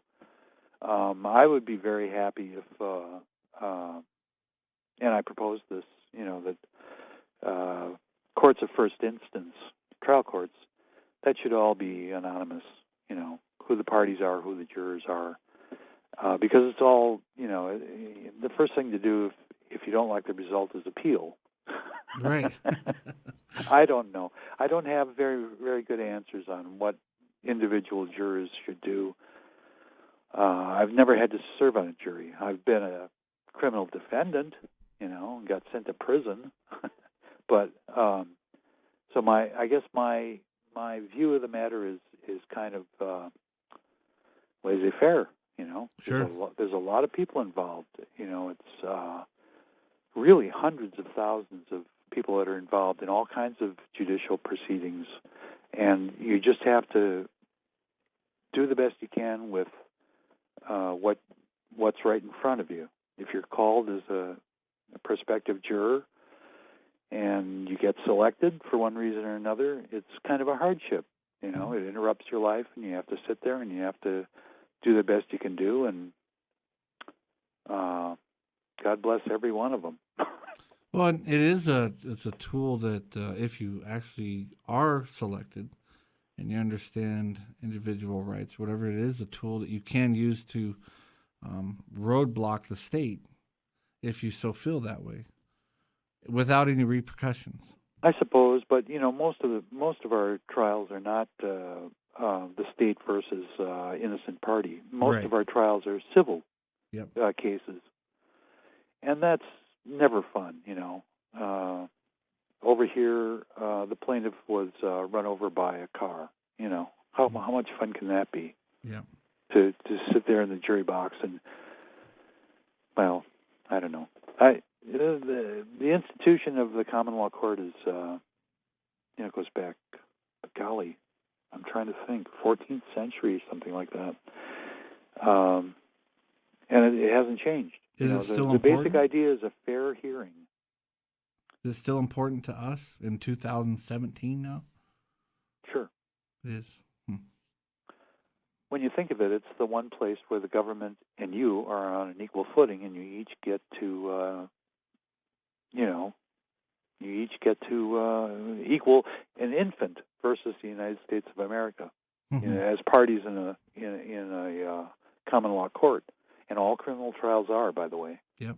And all civil cases, and it's provided in the Constitution. But anyway, the point of the matter is it doesn't matter how big and awesome one party is and how little the other one is.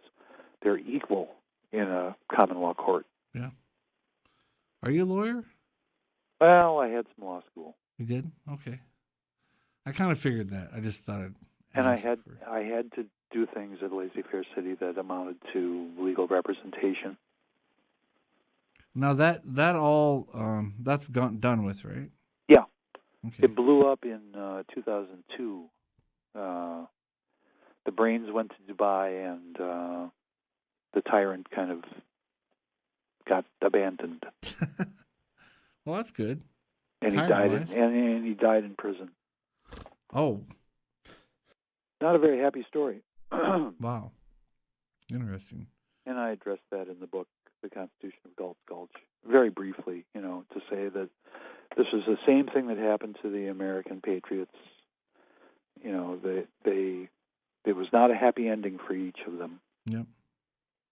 It came up in conversation on the internet today, about Robert Morris, a rich man in Philadelphia put 1 million pounds. Can you imagine what a fantastic amount of money that was at the time to fund Washington's army out of its own pocket? Yep. And he died bankrupt. As did even Jefferson, I think. I'm pretty sure he died bankrupt. And Washington didn't turn out, I think, if I remember right, reading about, he put up, today's money, somewhere around $500,000 to the cause. Sure. And well, in the beginning, there was no one else to do it. Yeah. Yeah, there's just the, my favorite way to think about it, and maybe it's just cartoonish of me or my childhood thing, is the farmer kid who had to milk the cows, had to feed the chickens, had to slop the pigs, ran in, grabbed an apple from his mom, and took off to the front line. That was that's where the way a lot of it was during the Revolution. There wasn't when you mentioned that farm kid, milking the cow and that kind of stuff. Mm-hmm. We wouldn't have television without him. That's Philo T. Farnsworth. A farm boy that went off to San Francisco and invented television. Really? Yeah. Wow, I did not know that. Huh. He had the camera. Zworkin and CBS had the display, and eventually there was a patent swap. But without Philo T. Farnsworth from, forgive me, I think Utah, and just being a crackpot inventor, there would be no television camera. Wow. That's pretty, I did not know that. And some parents would say, oh,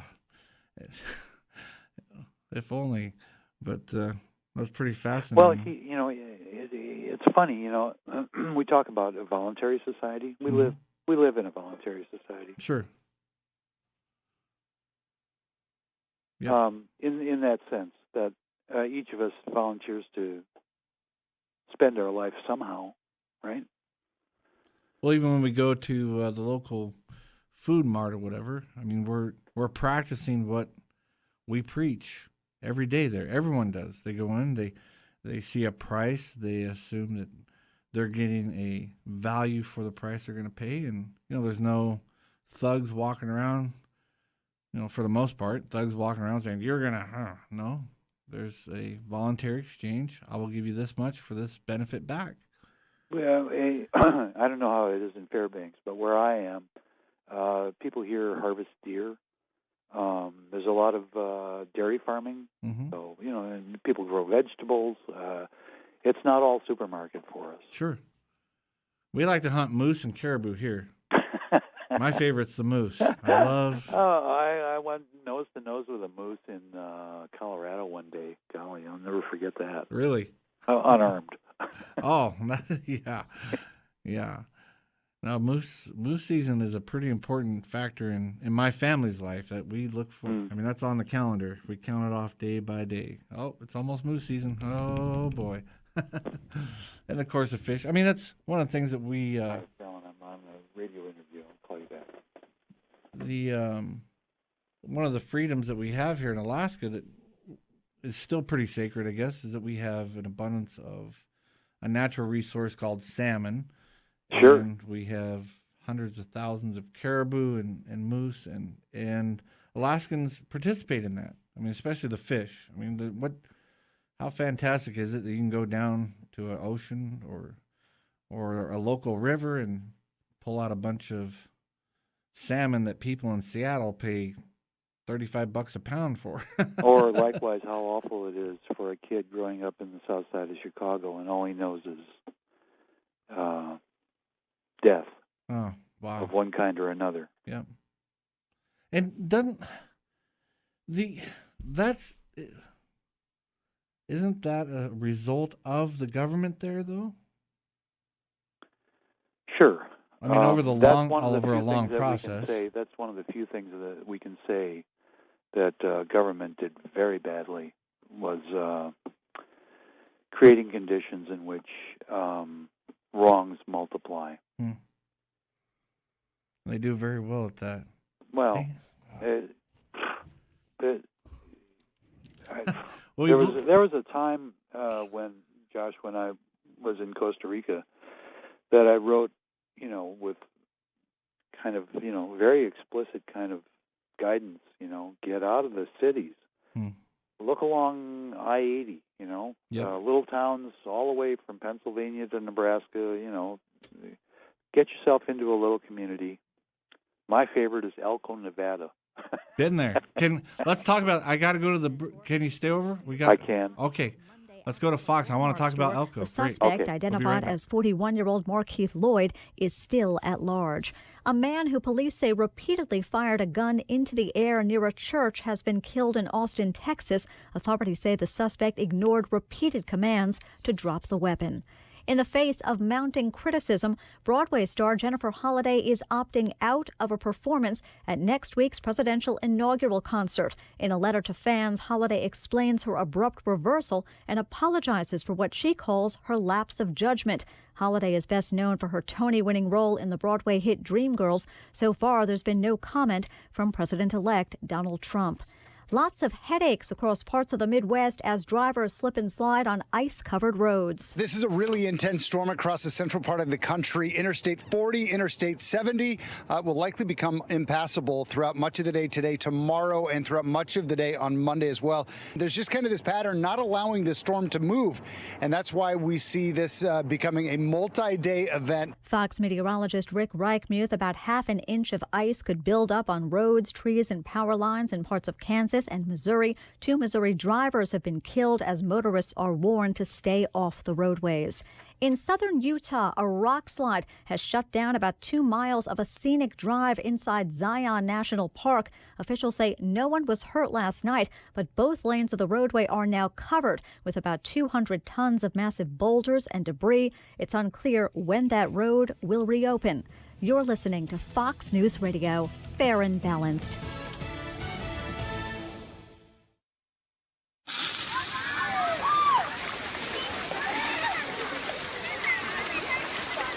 Can you tell if this burger contains bacteria that could cause kidney failure? Listen. Can't, can you? You can't see it either. There's only one way to tell if you've cooked meat and poultry to a bacteria-killing temperature. Use a food thermometer. It's not an extra step or a nice to have. Raw or undercooked meat may contain bacteria that can make you very sick or worse. 1 in 6 Americans will get sick from food poisoning this year, and roughly 3,000 will die. But you can keep your family safer by using a food thermometer every time. Learn more about this and other important information. Check your steps at foodsafety.gov. That's foodsafety.gov. A public service announcement brought to you by the U.S. Department of Agriculture, the U.S. Department of Health and Human Services, and the Ad Council. SpaceX calls it a success. Today's launch of 10 communications satellites following September's fiery accident that grounded rockets as the company investigated what went wrong. SpaceX says all possible causes have been identified and corrective action has been taken. Ahead of next week's presidential inauguration. No justice! No peace! No justice! A demonstration aimed at putting President-elect Donald Trump on notice. The people who came out for the We Shall Not Be Moved march battled near freezing temperatures and a nasty rain all day, keeping attendance much below the 25,000 they were hoping for. The National Action Network put together the march. That's the organization of Reverend Al Sharpton. Sharpton said there were 4 issues that were non-negotiable for the group: voting rights, criminal justice reform, economic justice, and the Affordable Care Act. In Washington, Caroline Shively, Fox News.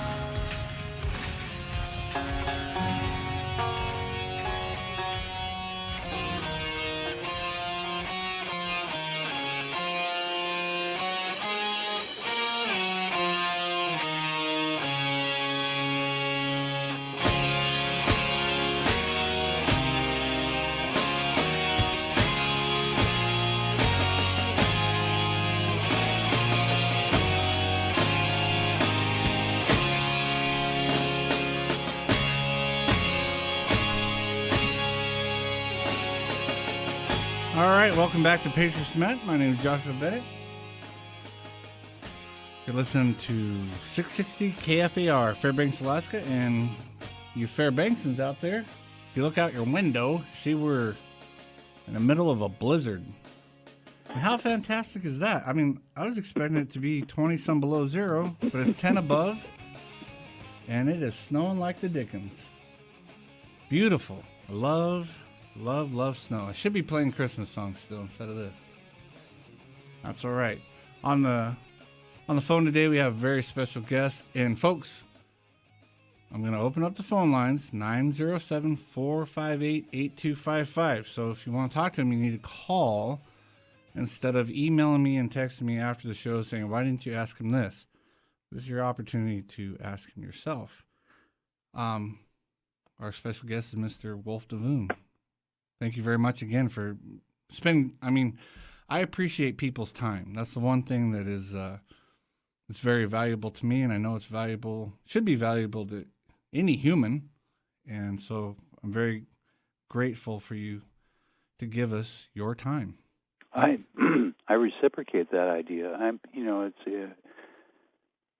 I've had an opportunity to talk to other people, but this is great. I like what you're doing, and I realize you talk about sacrifice. 6 years, get up at the crack of dawn, plow through whatever the elements have that going for you that day, and do this show. Good for you. Well, thank you. Yeah, 2 weeks ago, that's a real situation. I left the house and took a back road to get to the main road. And we'd just gotten about 18 inches of snow, and the wind was blowing like crazy. We were having 50-mile-an-hour gusts, and I'm just going along, realizing I can't see anything, and all of a sudden my truck just stopped, and I was in the middle of a nice snow berm, which was fun. I put her in four-wheel drive and hammered out and got to play around and everything. Well, that's the whole thing about, practical liberty. Oftentimes we're in those situations. It's just you and the elements. Yeah. And not uniquely to Fairbanks or. Oh no. I've been in those situations. It was me. I had to deal with it. That's great. And is that something that you think that? 'Cause I think that's really important. Do you think that Americans per se still have that individuality of me and the elements? I hope so. I know a great deal about the criminal underclass. Mm-hmm. And they're, as dark a world as they inhabit, they're aware of it. Sure. It's them versus the world that they live in. And then I'll tell you something that's also kind of cheerful. I was in Costa Rica, lived there a long time. Across the street is a forest. Dirt road. Across the dirt road, there's a forest, and it's on fire. And I, Mom, my God, so I, put a call in to the fire brigade that's 3 hours away, and I go out there and I'm trying to assess, what can be done right. Well, the fellow that lived nearest, an old Costa Rican guy, I don't know, he might have been late 60s, 70. He goes over and he grabs a tree, rips a limb off the tree, something near where he could reach, and goes and proceeds to whap the fire with a tree branch. He extinguishes like 80% of it. Wow. Before anybody else could respond. And that's it doesn't matter. You got a herd of cows to feed. You got grab the rifle. Yep. There's a mad dog. There's all kinds of stuff that, and I don't think it's unique to living in a rural place. I think that this is what life requires. Sure. We didn't sign up for it. People make fun of the snowflake generation. Pampered and oh golly, don't insult them. Well, that's what I meant about culture. It's not government as such. It's what kind of art are these people looking at? What kind of I don't know. So I try. And this is how I intend to spend the rest of my life. I'm going to continue the characters that I started in this book, a Portrait of Valor. I'm going to make a series of it, maybe 3-4 books with them. All right. C.S. Forster did this with his character Horatio Hornblower. Eventually, he ended up with 11 books tracing the guy's whole career. That's no comparison. I don't want to do that. I'm talking about a boy and a girl. Yep. They meet in their late 30s, and let's see them go through their 40s and 50s, and just like Nick and Nora Charles. Sorry. No. I put in my author plug. No, I want you to. This is when I have a guest. It's all about you. This is your show. I promise I won't do it again. No, I'm going to make you actually. So, well, I can't make you. I would be interested. If you give away the electronic copies, I'd be interested to hear what folks think. They're welcome to write to me, wolfdevoon@gmail.com. Yes. Yeah, you guys, you have to. I get, we've had several pretty cool guests on before, and I always get they write me. I'm like, write that guy, so he'll want to come back. Because I can write him all day long and say, oh yeah, the response was great. But yeah, we need to, wolfdevoon@gmail, did you say? Yes. Yeah, gmail.com. And, we got a caller. Let's go to the call, and then I want to ask you about, we'll get there. Hello, caller. You're on with Wolf Devoon. Thanks for calling in. Hi, Mr. Wolf. Thanks for coming on radio here in a little town.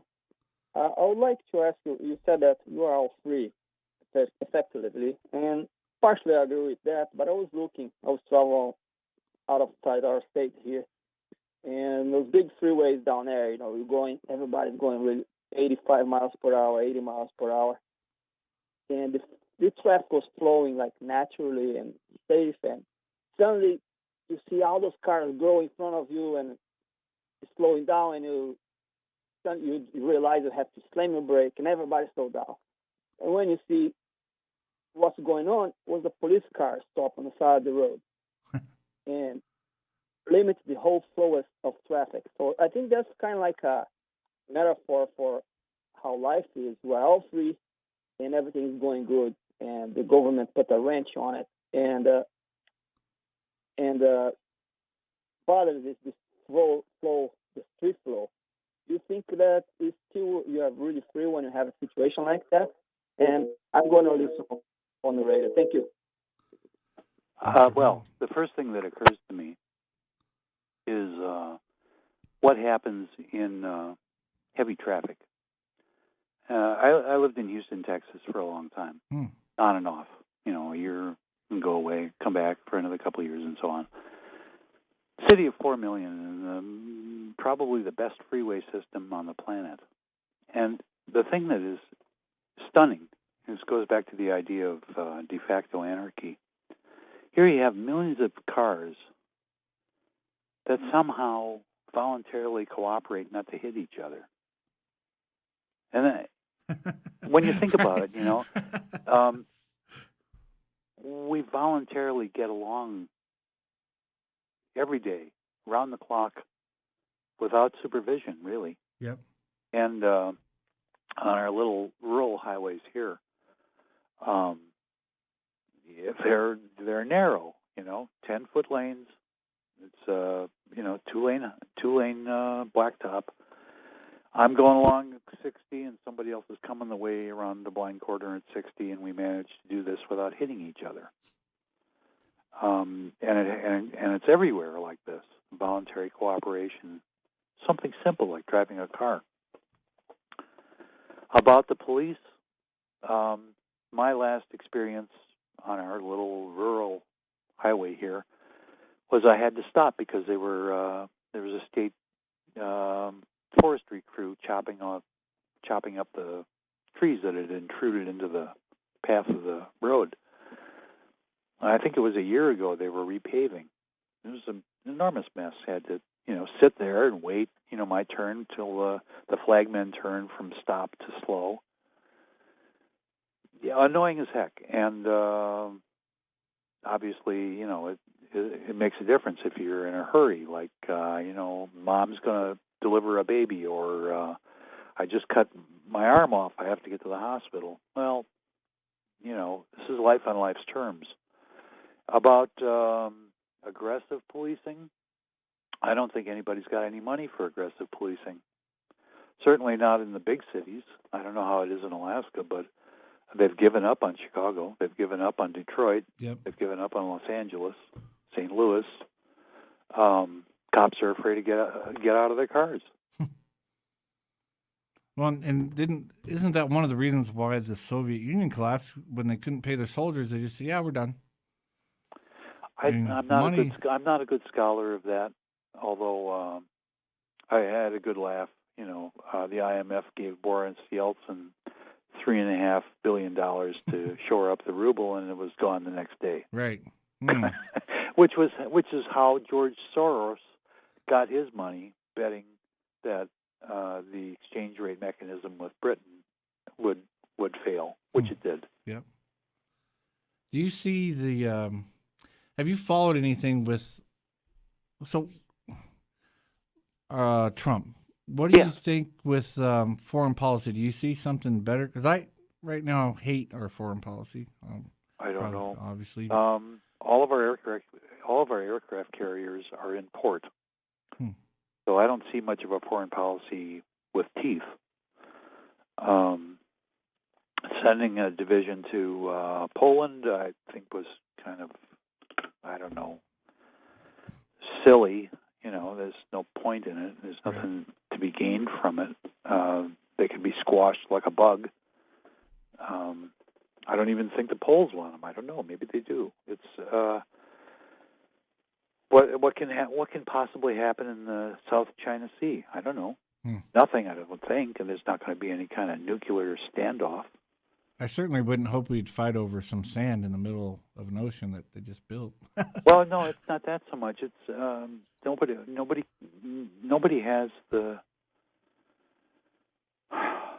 what possible good can it serve anybody to fight a serious war? Oh, okay, okay, there's some special ops that are trying to do something in Mosul. There's some special ops that are trying to do something. Who knows? Iran. Who knows what they're up to? I don't know.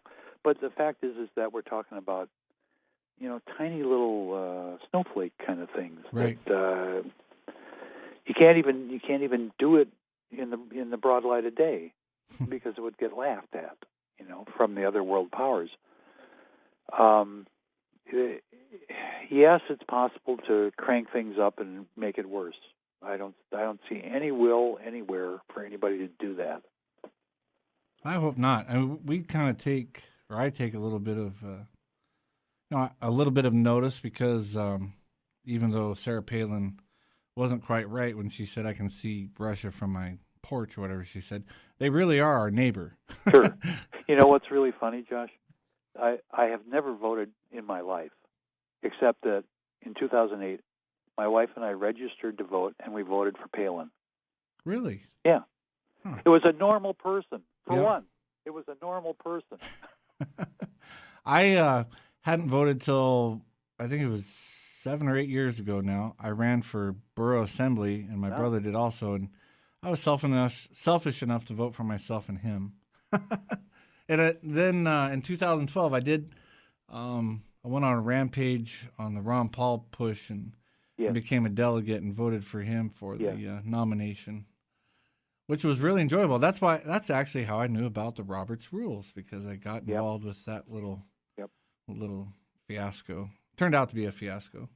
The parties do things that are. Parties do things that are like any other institution responding to a bug. Yep. But Dr. Paul spent his life in a way that he can say, to himself that he's satisfied and regrets nothing.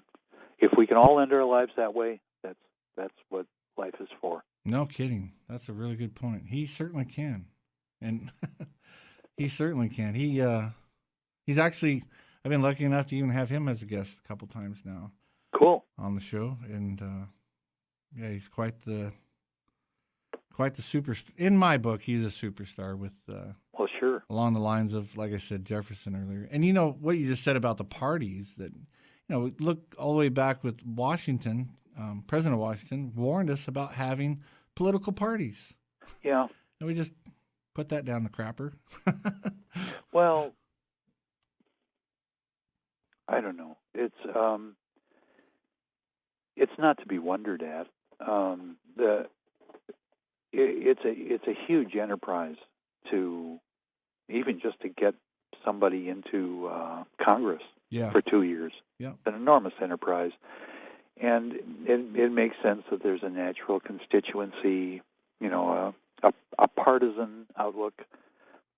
Not necessarily us versus them, but, you know, this particular guy, like for you, Ron Paul, meant something to you personally. Yeah. You were willing to invest your time and your money, and so you were a partisan in that way. Yep. Absolutely. Do you see?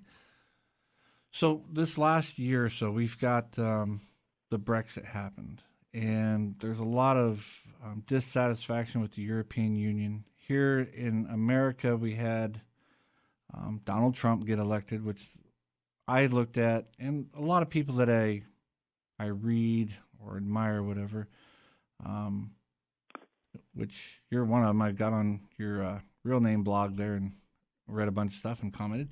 But so we had Trump. Do you see, are you encouraged by the anti-establishment mentality that seems the whole world round right now? Or are you concerned about it, or either way, don't care? How about Brexit? Just very briefly, you know, Britain is kind of a failed state. It's kind of sad, but it is. Scotland wants to break away, and they got close, and now they're talking about, you know, if Britain leaves the European Union, Scotland will rejoin. You know, it's a failed state. Right. So I'd like not to talk about the old world, but just look at us. Donald Trump, as preposterous as it is, was elected over Hillary Clinton because of blue-collar people in states that he should not have won. Right. Wisconsin, Michigan, Unbelievable. Pennsylvania. I think that there is a kind of a native genius in America, maybe let's call it that. Sure. Where the yeoman working class, the ordinary people like me, were capable of saying, all right, enough. Just enough. This is not working out well. Right. And frequent and fair elections, that's the part of the Constitution that still works. It still restrains the magistrates. No third term for Obama. Yep. Yeah, that is. There are some good things. I have to admit that have been not readily. I'm a critic of some of the things in the Constitution. My biggest thing that I fault it with is the power to tax. I hate that clause. But I know at the same time, I've studied the Constitution quite a bit in the original intent and all these things.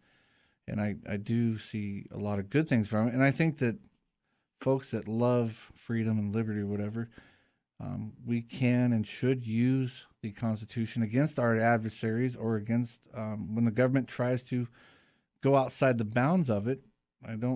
I have no problem with bashing it 1 second and turn around and going, hey, this is, I guess, kind of like Lysander Spooner. He did that somewhat. I believe that there are people that are well situated to defend freedom of speech. Mm-hmm. There are people that are well situated to look at constitutional constraints that should be observed and so on. The Supreme Court is an enormous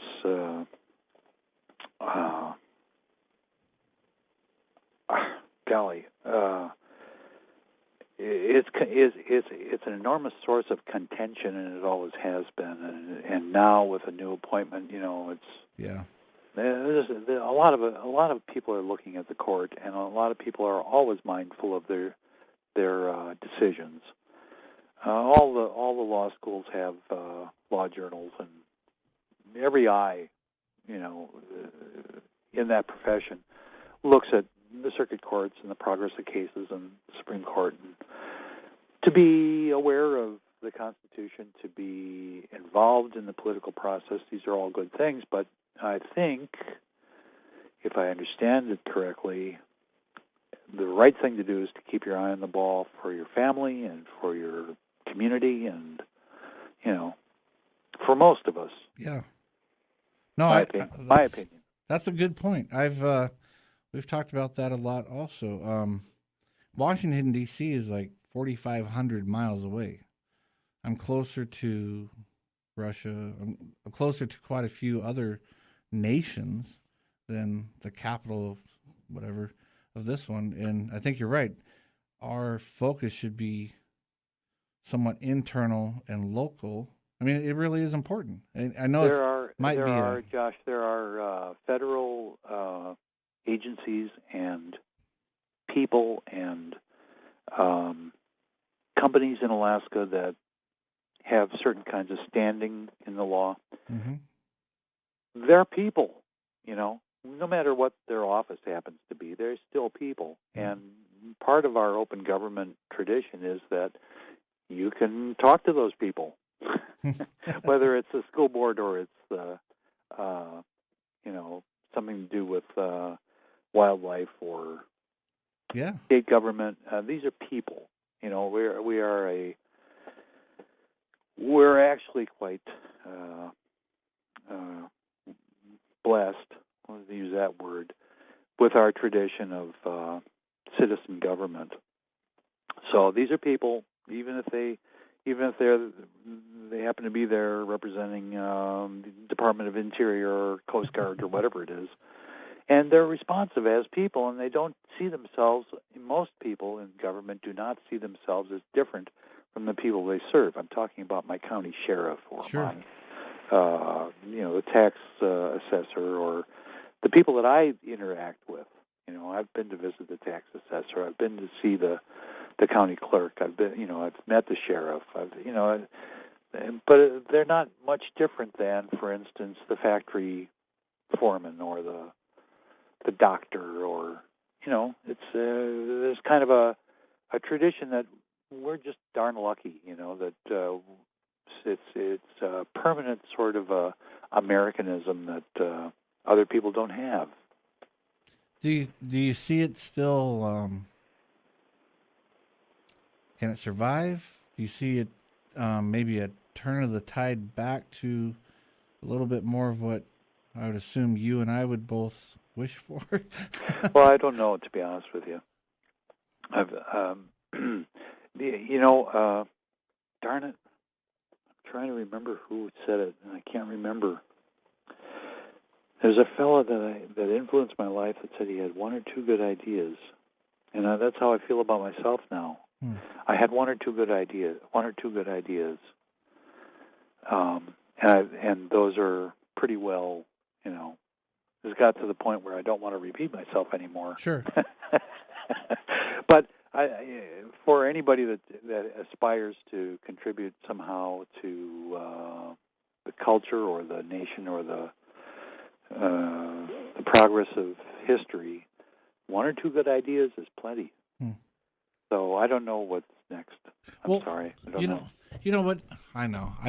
That's not really a fair question to ask because none of us have a crystal ball. Nor, actually, to tell you the truth, we shouldn't even want one. How terrible would it be to know what the future is? It could be really bad or it could be good. But, you did write several things. So, for me, so if I Google Wolf Devoon, whatever, I forget what page that is, but you have a little essay there about property. That's important to me. I mean, that idea, yeah. I mean, property rights is so fundamental, I think. I went around that question with Bill Orton, Hawkeye, who's a very nice man. He's close enough to where we were able to sit together and chat. But he his interests span the spectrum of anarchy.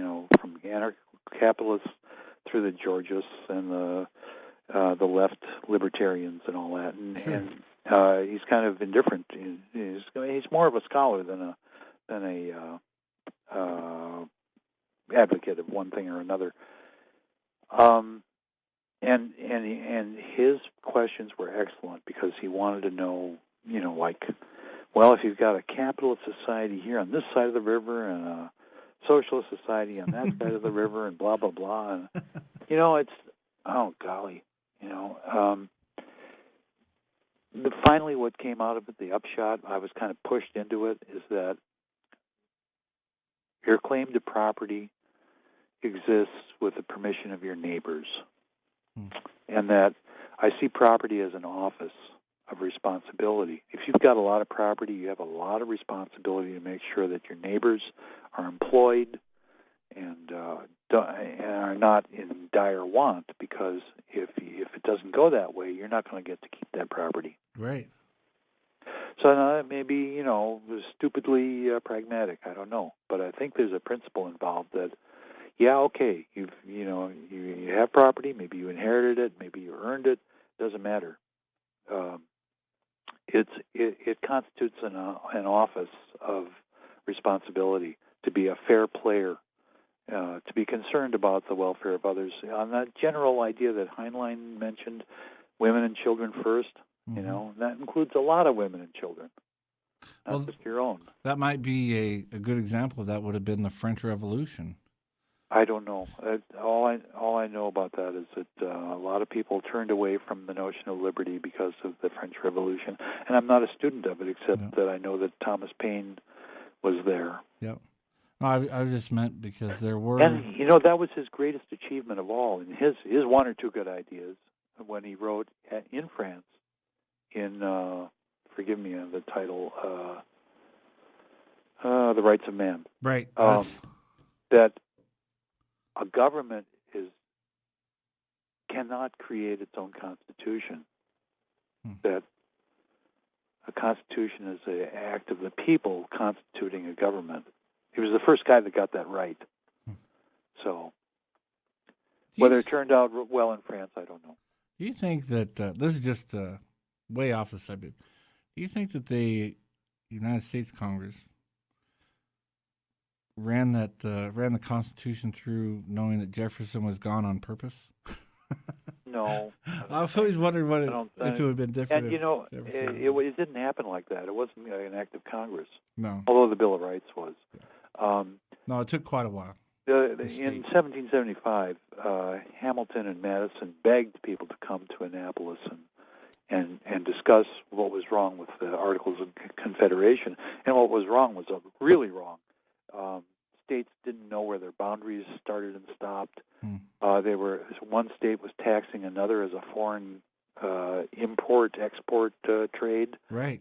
There was some states were friendly with England, some states were friendly with France, and it was all spinning out of control. They were all in debt, every state government and Congress. Yeah. And the value of a continental was worthless. So not worth it. Four states were represented at the meeting in Annapolis, and all I could do was, say, all right, well, let's all work our butts off to try to meet again next year in Philadelphia, 1787. They finally came together, 55 delegates. None of them wanted to change anything. None of them could agree on anything.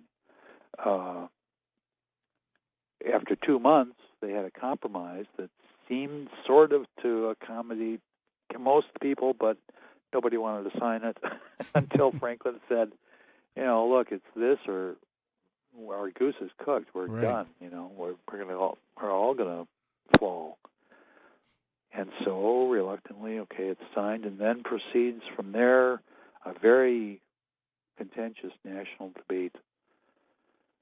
And the Constitution is ratified by the slimmest of margins, 30 votes to 27, in New York.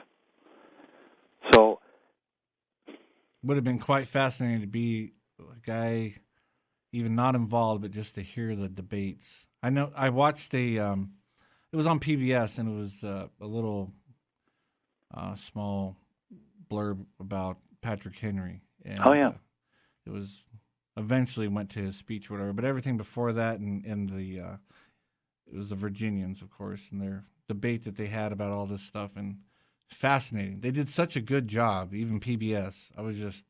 Sure. I've watched it. Well, the one thing times, about Virginia that always struck me as pivotal for the culture that emerged, and to this day, I think is a real blessing, was separation of church and state. Because in Virginia, you had Patrick Henry and George Washington on one side, and Thomas Jefferson and James Madison on the other, whether or not to continue tax-supported state church, Anglican church. And it was another, very narrow decision to disestablish the church.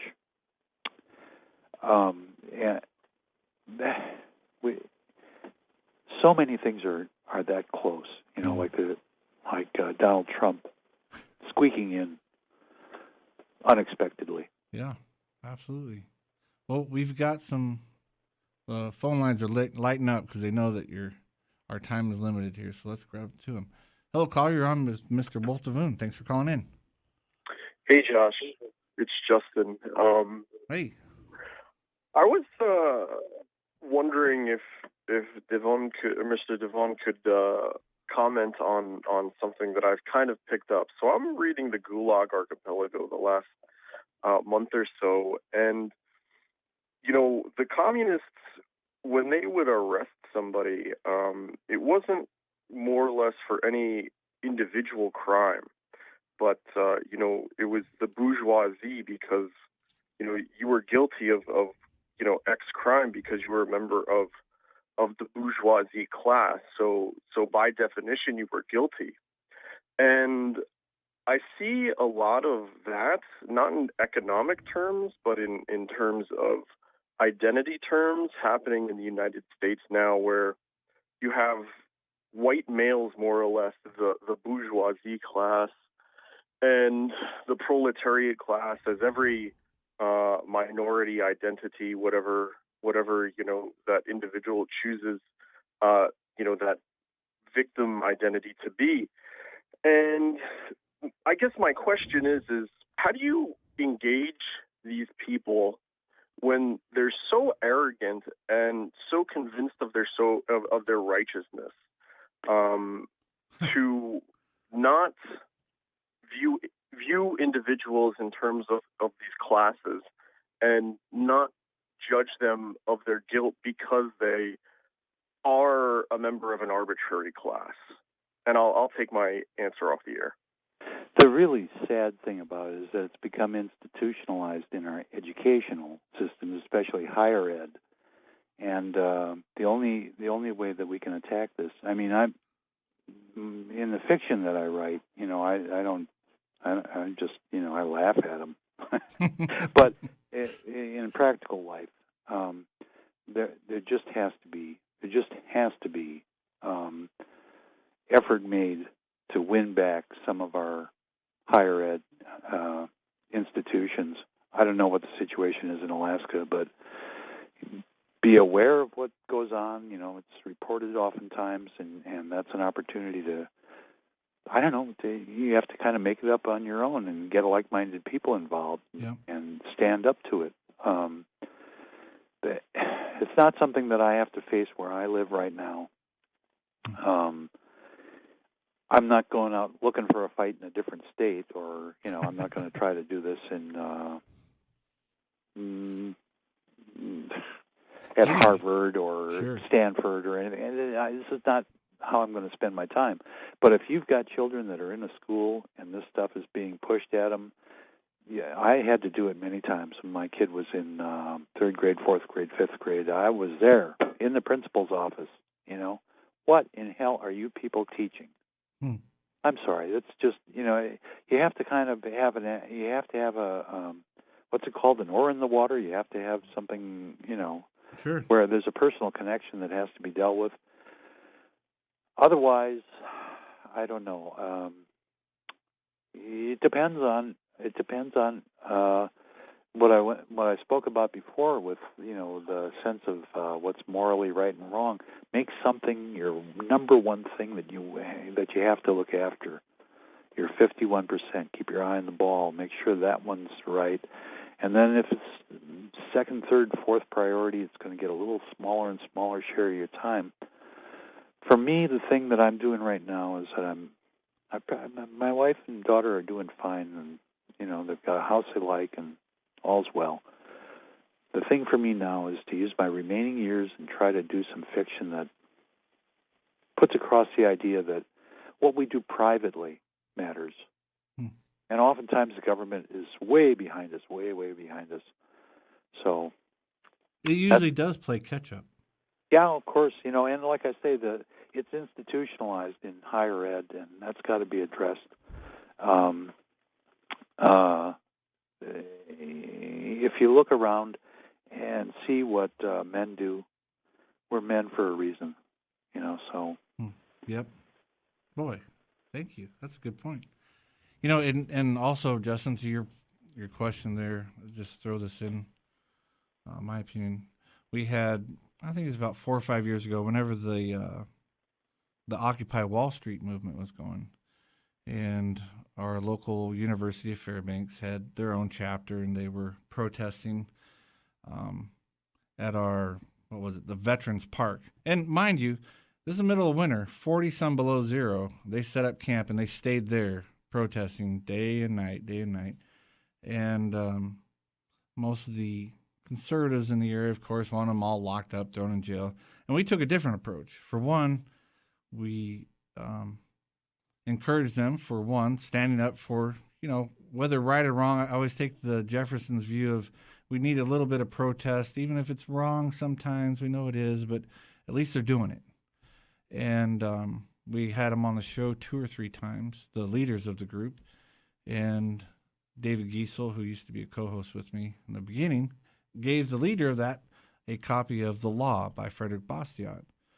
And he read that thing, and the next time we had him on, totally different. So even though he was kind of, I didn't like anything he stood for, to tell you the truth, and kind of arrogant. Maybe I was arrogant in thinking he was. But after he read that book, all of a sudden we had this commonality, and he was like, wow, I get where you guys are coming from now. And he changed a lot of his beliefs just off a simple book, just off a little education. It's pretty fascinating. So when you work with people face to face, things happen. Mm-hmm. Yeah, I think we should never or can never just totally write people off. If you're willing, if you're willing to spend a little time with them, you never know what the fruit of those seeds will produce. For me, that's why I do the show. That's my job, I guess.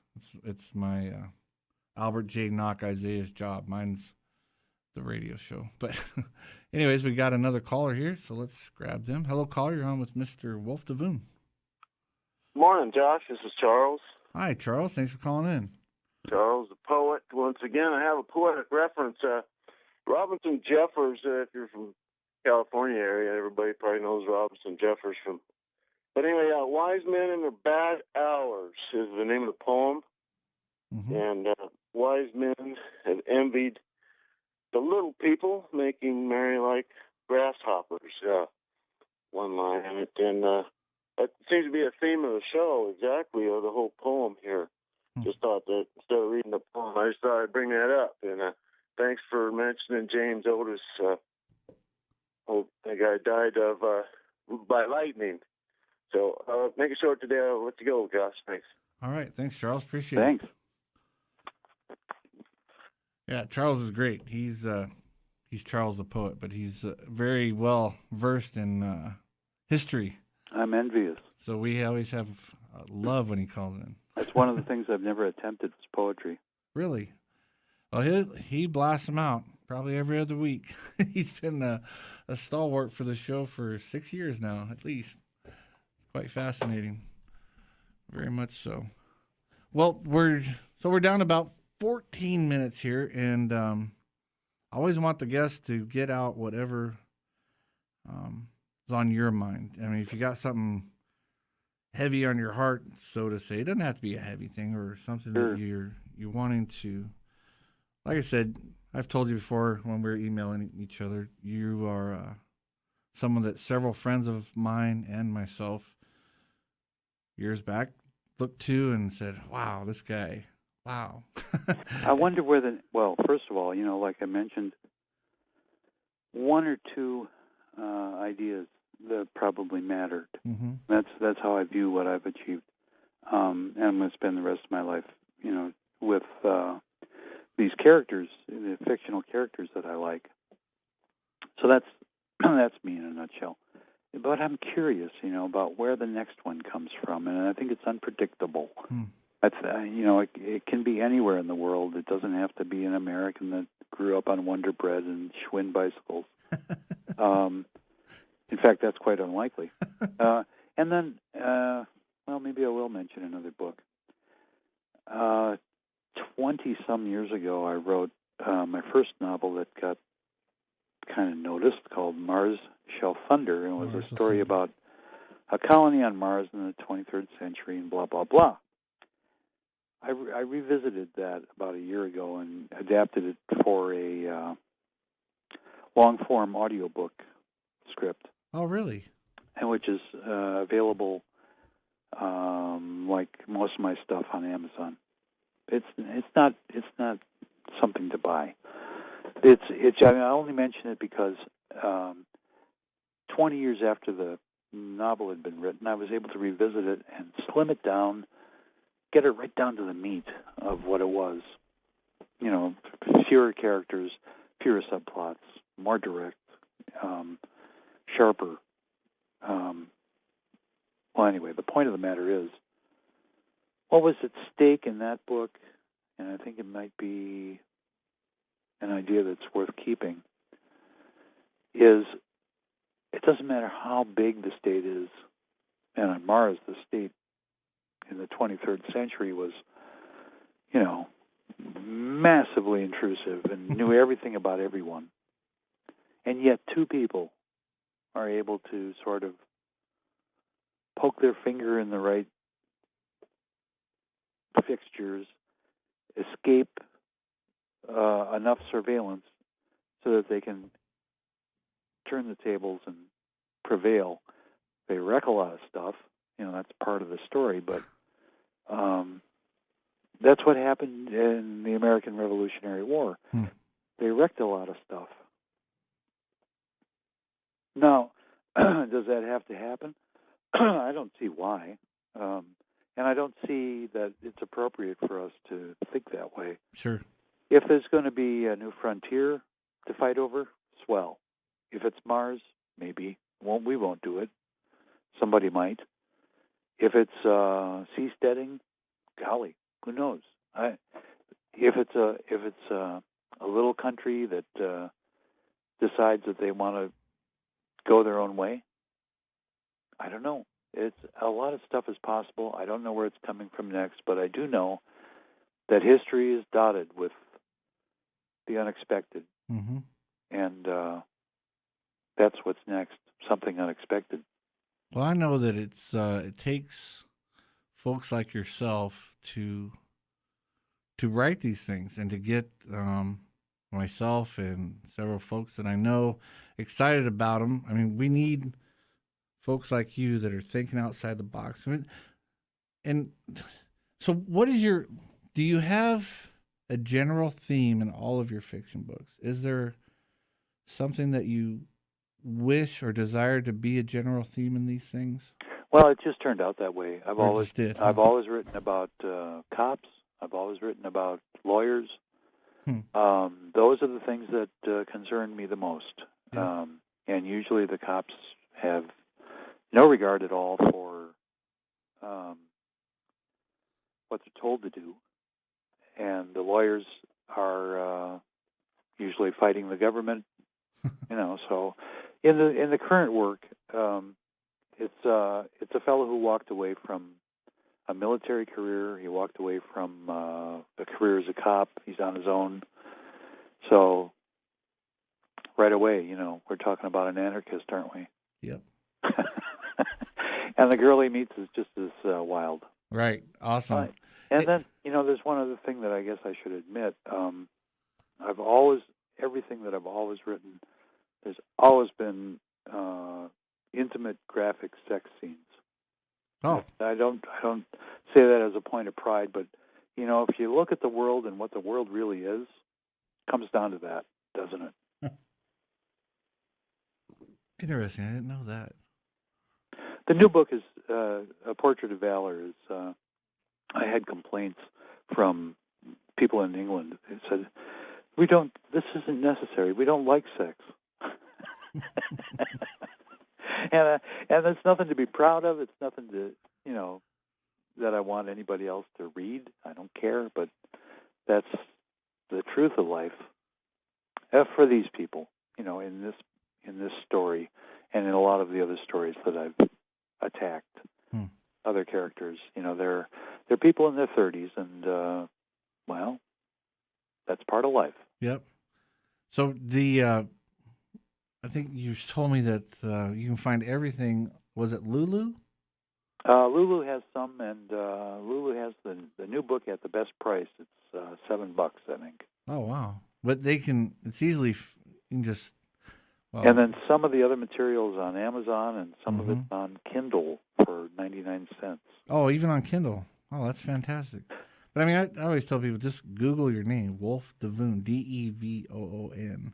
Yeah. And it's funny how that name came to be. And I wanted to ask you that. How did that come to be? I wrote a book in 1997 that was called The All-Purpose Guide to Female Women and What to Do with Them. I had a book published by a fairly respectable Yale publisher a couple of years before, and he had an option on my next book, and he said, "No, I don't want that." So I dragged it around to New York, up and down Broadway, and went and knocked on doors. And I'm insulted. Sir, get out of this office, and like that. So I've self-published it through a paywall in 1997. This is before Amazon was anything, and I sold 200 copies at $20 or whatever it was. And I thought, well, this is funny, People are going to learn what to do with women. Okay, fine. And it was illustrated. I'm in Colorado years later, and now they want me to go to Laissez-Faire City. Well, okay, I don't have much going on.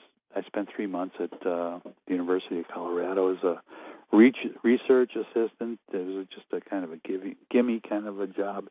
I didn't have anything going on. All right, I'm going to Costa Rica. And I arrived at Laissez-Faire City at the Consulado.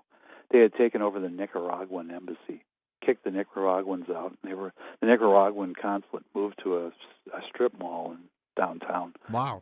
So Laissez-Faire City now has what is not Costa Rican turf. It's not Nicaraguan. It's their own diplomatic ground. And I walk in, gates and guards and Rottweilers and the whole deal. And one after another, the young men, 20-somethings, came up, shook my head, and said, "That was a swell book, What to Do with Women."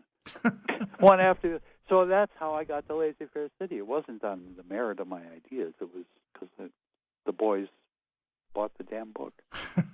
That's funny. And folks, if you're running out of time, you got about 5 more minutes. So if you want to talk to Mr. Devoon, you got that much time. Oh, I'm sorry, Josh. I forgot the punchline. Oh, yeah. So I'm releasing this book that nobody wants to publish, right? And I needed to create a name because I didn't want it to go out of my name. Oh, right. Right.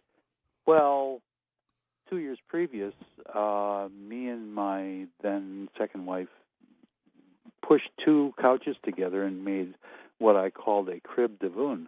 It was a great place to play. and so that's how I became Wolf Devoon. Wow, that is interesting. I know it's stupid. No, I know a few guys right now that are listening and going, aha. Ah.